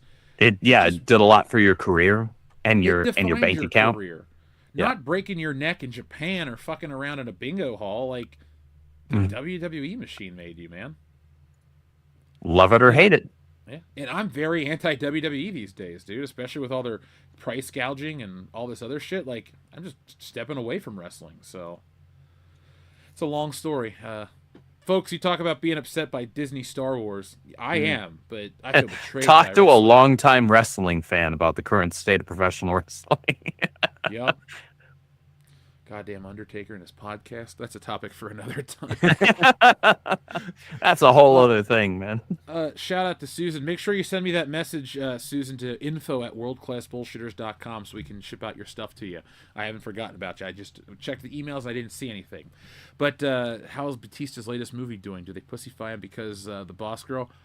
I don't follow Batista's movies as much, but I also think Batista is a better actor than The Rock. He just, And the thing is, He's I a don't think- decent actor. The something that really does, like, okay, I got to get this off my chest because I've seen it with Batista. I've seen it with The Rock. It was even also with John Cena fairly recently until he was back in the ring more regularly. But it was also a thing with a lot of other wrestlers prior to them. When you stop grinding for even a short period of time, you stop bulking, you stop cutting, you stop doing all these things, that weight disappears really quick. That muscle mass disappears really, really quickly. Whether you were on juice or not, and some of these guys were, and some of these guys weren't. So while we can laugh and make fun of like maybe some of their choices of clothing, which is kind of weird for some of them, to be honest. Like Batista's weren't. I don't. When I saw those photos of even like Batista or The Rock in recent months where it looks like they lost like 20, 30, 40 pounds or something like that, and they look way thinner than what we typically think of them as in their more bulky wrestling forms, right? I just look at that and I'm like, well, I mean, if they're not actively bulking up or actively maintaining, then yeah, the weight's going to disappear. That muscle mass doesn't just stay there in perpetuity. That's not how the human body works. No, if you think it does, you've never been an athlete your entire life.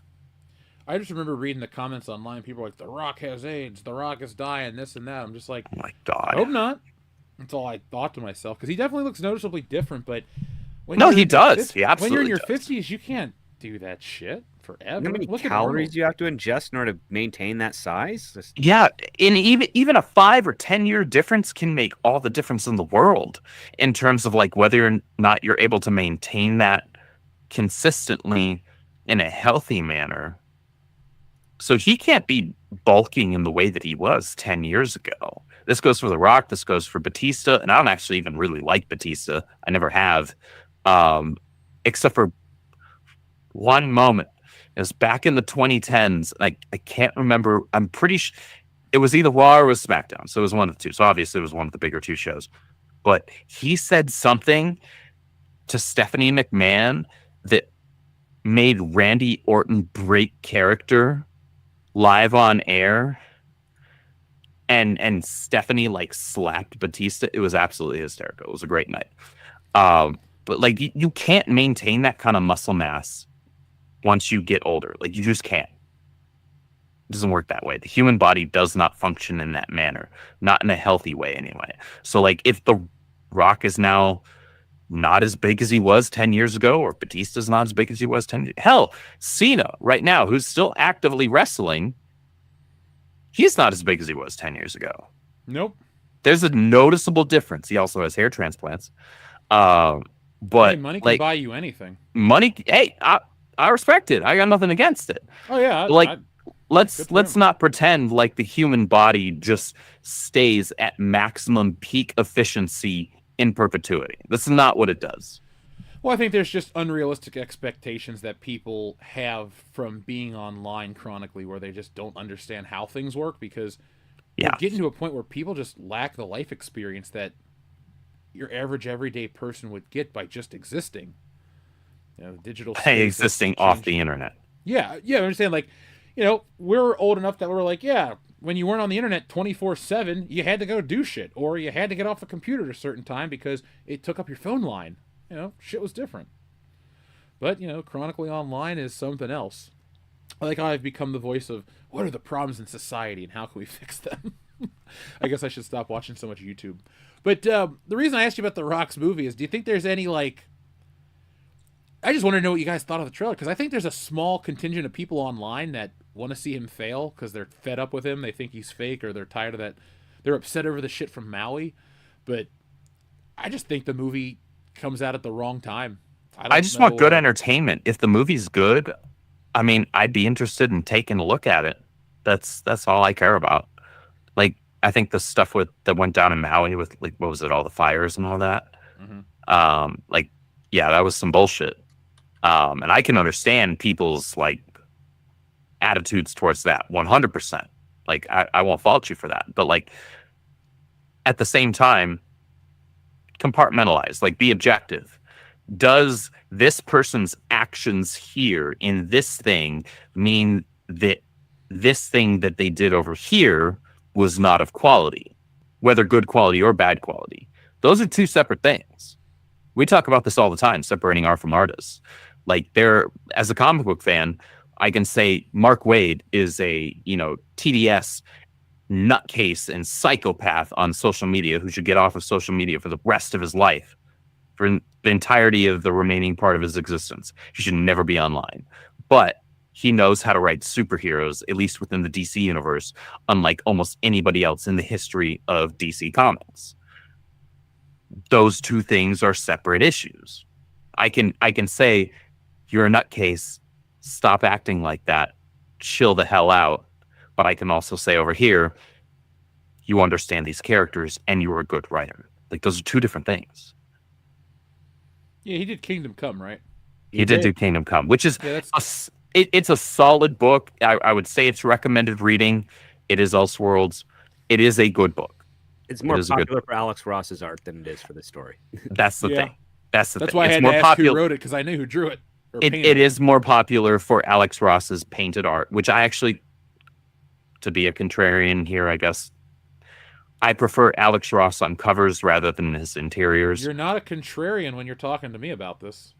Because I feel the same way. It's too rich. It's like so in your face. It's just too much for me. His work is beautiful, but I just want it like in bite sizes. Like, give me an amazing cover, give me an amazing splash. The interiors, not so much. But anyway, yeah. Yeah, I accept all kinds of different interiors to the point where they could be simplistic, detailed, whatever, but I like my covers a little more detailed and epic. Mhm. That's kind of what... It's not why I buy a comic. And his covers were... I just think, dude, they are great. Even his, like, basic, just... And I don't mean basic as in, like, level of detail, but just, like, a person standing in front of a white background. Like, right, just, like, super simple composition, right? It just exudes power and majesty. If it wasn't like $500 for a print, I would get all the prints he's done of the where he repaints classic covers. Oh, I love when he does that. Yeah, I love when he does that. Great, like it would be so cool to have, like, I don't think he's ever done Amazing Fantasy, but to like see him do. No, but he has done. I'm pretty sure he's done a painted, like, remaster or whatever you want to call it of Amazing Spider-Man 1. I think he's done definitely Detective Comics 27. I've seen that a few times. Yeah, he's done some huge ones. He did all the pictures for the Spider-Man 2 movie. Like, the opening credits are all Alex Ross artwork. Yeah. Super seminal to our upbringing. It's Alex Ross doing John Romita-style Spider-Man, who's my favorite artist, so... But I've been studying a lot of John Buscema lately, because his good choice work is just so powerful. Good choice. People are like, who are these names? All right, folks, I'm studying the guy who drew Conan the Barbarian in the 70s. Yeah, there you go. And, like, also did every Marvel character you could think of. The 3 comic book fans in the chat are like, I see you! It's okay. We got a lot of people that like comics in the chat. That's why they're counting down the days till Stealing Solo 2 drops. Yes, they are. They're I'm counting down the days. I'm counting down the days. Then I'm excited. Oh, we got some love for Mike Mignola in the chat. Mike Mignola's great. Love his posters. Love his covers. Now, that's the kind of artwork that's stylized, but I like it in sequential form. Like, I don't really get fed up with it. It's, it's easily digestible. Doesn't work with every style. No. And his art style doesn't work with every character. It works for Wolverine and certain X-Men characters. It obviously works with Hellboy, his own creation. But, like, I wouldn't want to see Mike... And it works with Batman, too. But I wouldn't want to see, like, Mike Mignola on Fantastic Four. I wouldn't want to see Mike Mignola on, like, Flash or Scarlet Witch and Quicksilver. I don't even want to see him on Superman. Like, I like Superman to be bigger and brighter and bolder with less shadows. At Dallas Fan Festival this past weekend, my booth was right next to Kerry Gamble. Ooh. He's a great Superman artist. Yes, he is. And my direct supervisor over the Rippaverse, Caro, she's our assistant editor-in-chief, and she's also the writer and creator of our kind of like space ragtag group called The Dirty Deeds. She commissioned him to draw one of her characters, and it came out so well. He banged it out in like an hour and a half or so, like, while also juggling other commissions from other people. And man, it is so people who aren't like really ingrained in comic book culture might not understand the significance of it, but to see like a grizzled veteran of like his caliber still just like crank out incredible work like to this day, that's something special. That's really cool to witness. That's the weird hypocrisy, and I don't know what the other word I would use for the comic book industry. It's like these guys never really some guys, and yes, as you get older, you do change. But like a lot of these guys don't lose their touch, but they just prioritize newer, hotter artists. And it's like, it's silly to be like, well, you drew Superman in the '90s. You're not good enough to draw him today. It's like, I get it. You may not want Kurt Swan level 30 years on a character, but rotating those guys in, like when I see a Romita Jr. come back, I'm like, well, I'm gonna start buying Spider-Man again or something. Like they all have their fan bases. I'm sure comics would sell better if you kept that shit alive. Yep. Oh well, I can lament that is not the case. But let's see, let me look at the show notes. I'm not going to cover the 007 poster controversy, folks, because we have a video of that, and I want you guys to check it out. But one last thing I'll ask you guys. Are you like me and laughing at the Xbox failure? Because like that has been like the biggest news story on the internet this week. Everybody, including us, has made videos about it. Man, so the day Xbox announced that they were raising the price monthly for Xbox Game Pass from, what was it, $19.99 to $29.99. Yep. I was like, I grabbed my phone. I was actually at the office. I think it was on a Wednesday. So I was in the office. That's the one day a week that I go into our headquarters. And I pulled up my phone. I go to Xbox.com. I go to manage subscriptions. And I canceled my Xbox Game Pass. I had been a Xbox Game Pass Ultimate subscriber for, I think it had said something like 9.5 years or something like that. So almost a decade. I barely used the thing, but there were still enough times, like once or twice a year, where I would end up like trying out a game or just flat out playing through a game. So like earlier this year, Ninja Gaiden 2 HD remaster was released just kind of out of nowhere. They shadow dropped it and they put it on Game Pass like right away. And let me tell you guys, Ninja Gaiden is my game. I played the crap out of that on the original Xbox. I played the original and I played Ninja Gaiden Black. And now for those of you who are older than I am, and when I say original, I mean the original on the Xbox. I'm not referring to the NES one. The hardest I know there's a difference. And F that game. But I played the crap out of the Xbox, both versions of it, and Ninja Gaiden 2 on my 360. So I was so there for the remake and remaster. And I played the crap out of it. I took a weekend. I was like, you know what? I am not doing squat this weekend other than playing Ninja Gaiden because I've been working my butt off. I'm going to play a damn game. And so I played Ninja Gaiden 2, whatever it's called, remaster or whatever the hell they called it. I played it on the hardest difficulty and I fell like right back into my routine. I was like, I still got it. This is still my freaking game. I had a phenomenal time. And I was like, this is the kind of thing that justifies my subscription to Game Pass. And then what happens like 3 or 4 months later? They raise the price to $30 a month. And I'm like, you know what? I already played through Ninja Gaiden. If I want to play it again, I'll buy it on Steam. I'm good. Okay, thanks, bye. I can't justify $30 a month at that point. That's too much. Yeah, Nintendo just sent me an email. They're like, your subscription's going to renew for Nintendo Online for $49 a year. Yeah, for a year. That ain't shit. And yeah, I get games to play on that. I'm a Game Pass Ultimate subscriber. I will cancel after this next billing cycle because I use it. I just can't justify. Like, everything has a limit. And it doesn't matter what I'm making. It's what I'm willing to pay for anything. Right. It's the value still isn't there. I could be making $10,000 a month and $30 a month for what I get out of that. I still can't justify it. Dude, I could be a multimillionaire today instead of, next year. And if you told me WrestleMania ticket prices were 60 grand, I'd still watch it from home, from my nice big house. Because It's not worth it. that shit isn't worth it. And Game Pass isn't worth more than $20 a month. Yeah, I Yeah. like having it, but what do I play? I play GoldenEye. I play Gears of War. I play Mm-hmm. stuff that's old.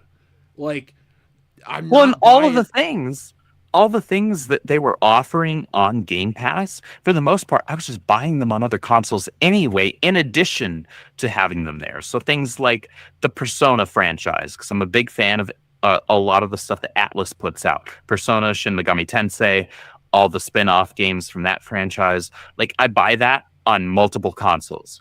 Like, I'll get it on my PlayStation, I'll get it on my Steam, I'll get it on my Switch if it's available, and then I'll also like download it on Game Pass and I'll play through it there as well and get the achievements and boost up my achievements because I like the Xbox like ecosystem for the most part, right? I've been an Xbox fan since the original, right? Since 2000, what was it? 2001, 2002, Yeah. right? Same. You know, I've been playing that stuff forever, but at a certain point, the value is not going up commensurate with the price that you are increasing it with. So I can't justify it. Like, even though I make decent money, I am paid well, I work hard for it, but I'm paid well. I can afford it, but just because I can afford it doesn't make it worth it. And that's $30 what a I'm month, with it's not.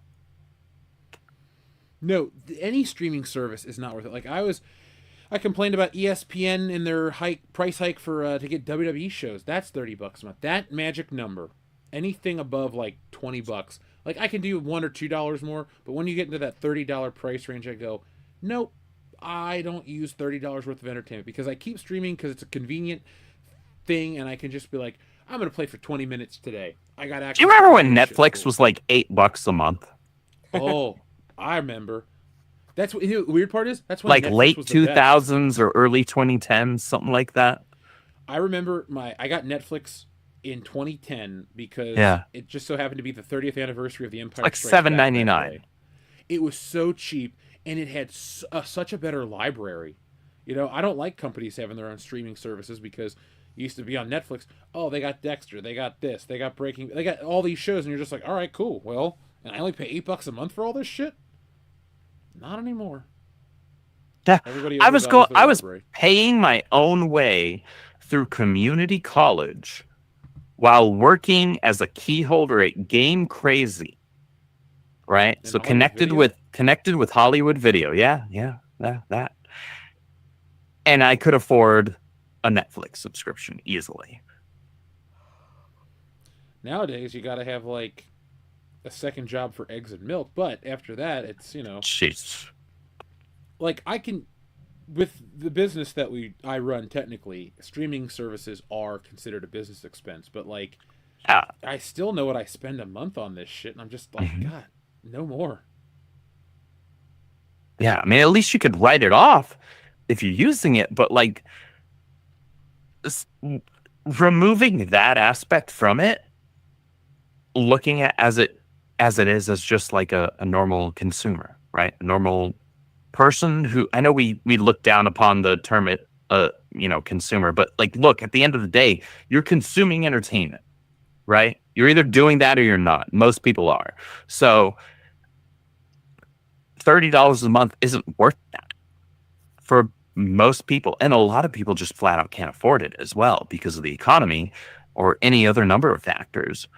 $29.99 a month for really any service that isn't a necessity, right? That isn't like, oh, this is my internet, or this is my phone bill, or this is my, whatever, something that actually is requisite to your functioning as an adult human being, as an individual with, whatever is family or whatnot. Like things like streaming movies and TV don't qualify. Sorry.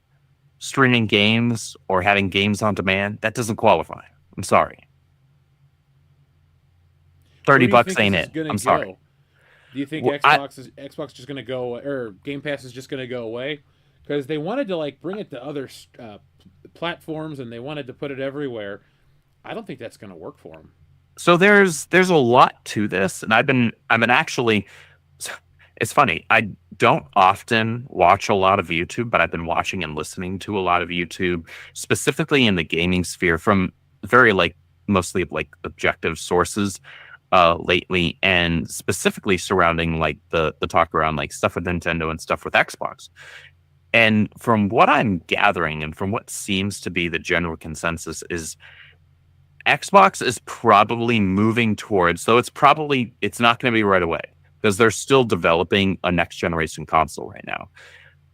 After this next gen console that they're working on, they're probably going to move more towards a software service, a software platform, whether that's their own like streaming thing, or whether it's they're just making like their titles available more to other things, whether it's Epic and their crappy platform. Because I'm sorry, like whether you like Fortnite or you hate Fortnite, Epic's platform is dog water. Steam, I mean, they already kind of have a partnership with Steam. Halo Infinite's on there. Whatever that looks like, the likelihood is Xbox as a brand is probably going to move more into like a third-party software producer, kind of like what Sega wound up doing after the Dreamcast. That's probably where they're moving, because like they can't, like, look, they don't have much of a draw to their hardware as it is. Even though I like the Xbox ecosystem, I do like a couple of the IPs that they own, but those IPs that they own, I can get on Steam. So why am I going to pay another $500-$600 for an Xbox piece of hardware to play one game that I can play on my PC that I already have built? Or maybe I got to pay a little bit extra to like upgrade my PC, but then I can play a zillion other things as well. It's going to be weird for me because I've been an Xbox guy, like you said, since the beginning. Yeah. And I just... The original Xbox was the first console that I purchased with my own money. Like, I worked for it, and I bought the thing. I got it as a gift for my 15th birthday. Yeah, 15, yeah. I remember getting that and Metal Gear Solid 2 for it. It was a hell of a time. I played it. I loved it. I bought into Xbox everything. The 360 was like part of my life back in the day. I was a massive Halo fan, man. And I still am to this day. Like, I love all the books. I love all the games up through 4. And I was a Gears of War kid, and like I was going back and replaying that because of the remaster, and loving the fact that I could go on there and play the old games with boosted frame rate and resolution, and like literally Gears of War 2 looks amazing. I'm like, wow, I'm like really back in, and to the point where I was like watching, making up documentaries. I was like, oh, I got a new Xbox controller, this, that, and the other. And then this news broke, and I went, no, I'm not doing any of this shit because it's not about feeling disrespected. I just feel like I'm being taken advantage of from the WWE, from Xbox, from all these places. Hasbro. It's nothing to do with what I can't afford. It's what I'm willing to spend for what they give me. And I'm just kind of mad at a lot of these places. I know it's silly to be mad at a company, but, you know, I got to feel good about a purchase. And if I don't feel good I don't even know if I'd say it's silly. I'd say it's reasonable to take a look at a situation and look at the value that you are being presented with, and then looking at the price and the other hand that you are being asked to pay for said value, and say, these don't equate. These are not this. They're like this. Here's the price. Here's like, right? Like they're not equivalents. And that's okay. That's exactly what I did. I said, you know what? Even though I liked the Xbox, platform, I like its ecosystem. There was a period in my life where I was kind of an achievement hunter, pseudo. Like I wasn't insane or anything like that, but I was like, all right, let's see how much of a completionist I can be on, X, Y, or Z gang. And I enjoyed that. There was a bit of a hunt and a challenge to it, and I enjoyed that. That was fun for me. I can't justify the price that they're asking for that. I do not get the value for it, and it's okay to say that despite liking the ecosystem, despite liking the platform, despite liking even the IPs that are most associated with said platform, the value just isn't there. You could be able to afford it all day, and that's fine. But you're like, just because I can afford it doesn't make it worth my time or money. It just sucks. My favorite forms of entertainment are, becoming useless to me. But I sound really lame when I say it. I'm just reading a lot of books. Books are the one thing that I'm happy to drop money on. I'll buy, like, on Amazon sale. Literally the first thing I looked for were books. I didn't look at 4Ks right away. I looked for these these coffee table books I buy. Mm. They're like $200, so I was hoping to get a deal on Amazon. Oh well, I'll wait. But Have you gone through the Halo books at all? I have the Fall of Reach. I like them, and I like the lore of Halo, but Halo to me is a multiplayer game. And That's fair. Gears of Oh, that's War fine. is a single player and multiplayer game, but I got into the story of Gears of War more.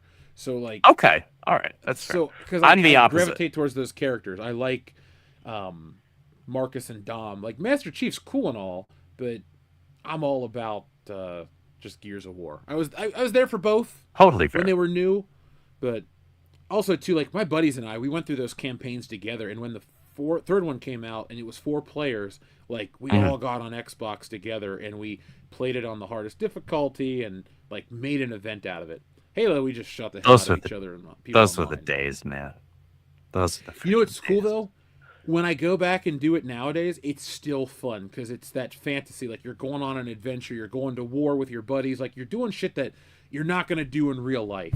And some of my friends, most of my friends live far away. Like I got a friend in Virginia, Dion's in Michigan, Enrique's in California. Like it's nice that if you want to just log in and play a game with somebody thousands of miles away, you can. And Man, I wish I was do- still in contact with my best friend through like grade school, middle school, and most of high school. Jeff, like we played through the original trilogy of Halo together, and even the first, what was it, 1 or 2 Gears of War games. Like Master Chief Collection would have been like right up our alley to like replay through that and have the ability we to used play online. We used to have Halo Fridays at the apartment. When I lived with Dion, we had a couple of roommates.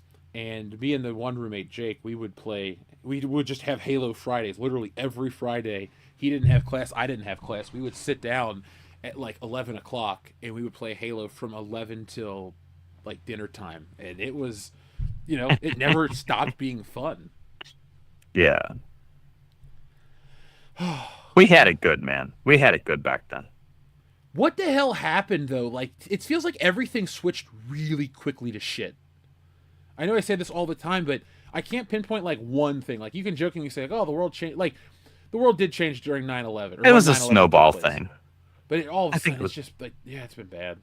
I think it was just a snowball effect. There were a lot of factors that wound up just kind of like all coalescing into one shitstorm that wound up being anti-consumer, anti-customer, anti-fan, and pro mega corporation, unfortunately. And look, I'm a capitalist. I don't fault anybody for wanting to make their money, but there has to be a balance in a free society of businesses vying for profit and those businesses also at the same time vying for their customers' dollar or their target customers' dollar. And in order to do so, they have to provide said customers with something of value that is commensurate with the price that they are asking for. And we're not really seeing that in a lot of cases right now, even with brands and IPs that we grew up with, that we love. We see that with Star Wars. We see that with Marvel, with DC, and a lot of other brands. And it's really sad to see. It is. I've watched, a lot of my favorite things die, and I'm at the point where I make entertainment now, so it's a little different. But if this would have been the switch when I was 22 or 23, man, I'd have been so angry because I watched a lot of stuff, and then it was, a big part of what I did for enjoyment. Love to collect movies, go see movies, but I guess the pandemic ruined everything, or well, that just exacerbated things. They were already in there's this. 3 stages. First stage was 9/11. Second stage was canceling Star Trek. as silly as it is to sound, 2005, the moment we had no Star Trek, we didn't have a guiding point of culture that showed us that, hey, yeah, as bad as things can be, we believe in ourselves that we can overcome it and make a really great place to live. That left the collective consciousness of the world when it ended there. Then we have the internet and how that exploded when it came to social media, which gave us a conjectured viewpoint of the world plus a transparent viewpoint of the world. They're fighting over each other. So then it also obfuscates the concept of what is reality. Then the pandemic happened, and that showed how easily conditioned a whole generation of people could be. And it's not that businesses were anti-fan; it's that they were discerning the critics from their market base. And what ended up happening is that the trades, which were dying, conflated the critics with the fans and tried to pit audiences against studios, and it worked. Because, again, I've been talking to a number of people on the talent side of things over the last couple of years. You'll never hear them say a terrible thing about a legitimate fan. But you show them one criticism that actually uses, say, some very explicit or vulgar language, and it's also in the minority of the types of criticisms they have, they'll look at that and be like, my fans don't talk that way. I don't believe that person's a fan. And that person who maybe made that post will probably think themselves as a fan. But if they're going to be disrespectful and use abhorrent language, which, frankly, it happens. It's so rare, though. But guess what? You also have a publicity team that hunts for those things. And they do so on behalf of the trade. That's what's going to get highlighted, right? Well, they do so on behalf of the trade so that the trades can bring it up, get a commentary from the actor or the director or something, so that it can go into their publication so that they can manipulate the answer to the question to say, oh, this person here, he doesn't like the people that buy his products, which is dumb and retarded because nobody thinks that way in the industry. Yeah, and it becomes a vicious cycle. It does. I mean, it started with Sony and the Ghostbusters 2016. Do you really think those four women, as terrible that movie was, think that all Ghostbuster fans hated them and that they were all evil people and all just trolls and basements? No, they were commenting on the people that, were saying, obligatory sexist or slightly racist stuff to them. But guess what? The trades and even part of the production decide to conflate every single point of criticism has to meet that level. And then that's where you get the bleed over. And it's only up to, our own audience, because no one here will ever say anything bad about the audience that comes to support this show. And if anyone were to tell you otherwise, they're lying and trying to gaslight you so that they can, get some popularity or 15 minutes of fame. But that's what's been going on now. It's a trading of conflict among publications, media outlets, and all at the behest of manipulating the people that they're interviewing and manipulating the people that are reading their articles. And it's telling you not to exercise a little bit of thought of like, well, why would this celebrity say this thing about fans? That doesn't make sense to them. It's kind of crazy. It's like the trades and the studios. It's like they're manipulating both the talent, at least in some cases, and the audience against one another. I would say the studios are kind of caught in the middle in the same way because they don't have control over the trades. I mean, the studios have been at odds with the trades since the trades began. That's it. Like, Variety does a breaking news. We're like, oh yeah, this actor is going to be in this movie, and it circumvents the announcement that the studios wanted to do. They're going to be like, screw you, trades. Like, we wanted to hold a huge event of this reveal. Now you've just spoiled this reveal to all of our audience and our fans and our potential fans for this project because you wanted to get a scoop and you wanted to sell publications. And it's like, okay, well, what did I just reiterate the mentality up there? What are they thinking about? Their audience, their fans, showing them a good time, and they know what that will do. It brings them a byproduct of money. Because in Hollywood, reputation is the currency because reputation gives you everything else. It gives you access, it gives you financial security, and it gives you opportunity. And if you don't have reputation, you don't have anything. You can go into Hollywood with, millions of dollars, and that'll get you only so far.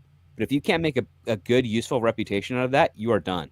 And when you hear those stories about people who drove across country with $100 in their car and then, slummed it out on the streets of LA until they got their big break, what they did was they're building a reputation because that's the currency in this industry. I didn't realize that like that. See, man, this is why we love to have you on. Or well, you're part of the show, but that's why we like to stream with you, man, because you like lay it out the way it really is. They offer think a lot some of people- really valuable, like first person, insight. Yeah, I mean, very for helpful. myself, because I do talk this way, even among my colleagues, it does hurt my own reputation. But it also makes me pretty valuable in other aspects. We're like, yeah, if this thing's not working, we'll bring in script doctor. He'll tell us what we don't want to know. Well, I think there's something important and valuable about whether or not you ultimately end up agreeing with or aligning with somebody, still having and welcoming another perspective. Especially when it's an educated perspective like yours is. When it comes to the stuff within the TV and film industry. Yeah. Yeah, it's important to have that because we could talk out our butts until we're purple in the face, right? About what we think, and we could be giving genuine opinions and genuine takes on how we view things. And there's a lot to be said about somebody's personal perspective, and a lot of people can, relate to that and vibe with that, and that has value. But it's also important to add something that has a layer of more objectivity and more firsthand perspective. And so, despite the fact that you and I disagree on a bazillion things all the time, like I genuinely appreciate the insight and perspective that you offer. Of things we disagree on. Come on, I might have had some hyperbole. some hyperbole there for sure. But like, my point is just such that we can disagree on some things, but I can still value the perspective that you bring to the table. Oh yeah, right, and the knowledge that you bring to the table here, like that's important to me because I'd rather more people be informed than not. No, absolutely. I love a lot of the channels that are in this space. I listen to them when I can, but I also go try to listen to the contrarian opinions as well. Maybe they'll raise something I didn't know, and whether what that is authentic or fraudulent, I'll be able to make that determination myself.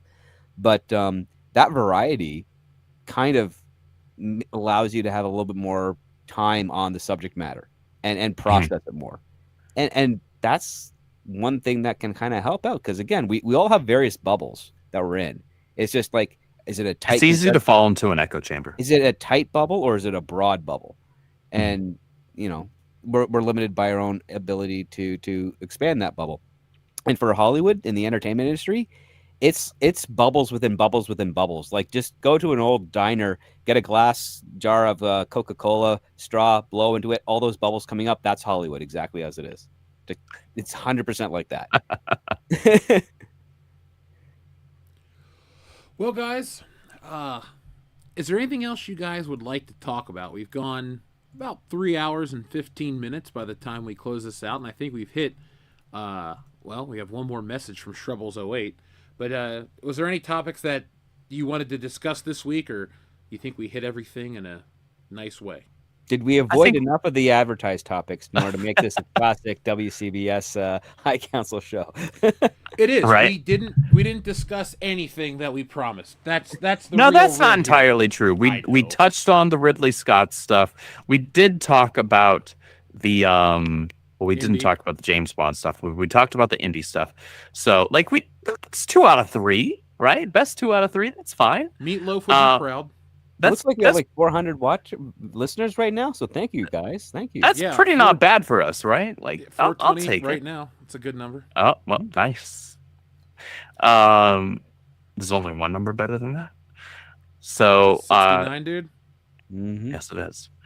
So guys, thank you so much for hanging out with us. Check out the WCBS video. It's coming up in relation to the James Bond stuff. It's out, folks. I dropped it right as we went on air. Oh, because cool. that is worth your time. That's worth your while. I will check it out as I'm setting up my coffee maker for the morning. And I consider nobody else in this space a better person to hear their take on when it comes to James Bond stuff than Jeff. I do love James Bond. I was I built a new bookshelf, and I had to reorganize all my James Bond stuff, and I was like, yep, I really do love James Bond, so Amazon, Respect. don't mess it up. I'm still waiting for like a genuinely good full Mission Impossible movie series 4K box set. One isn't out yet. There's nothing there.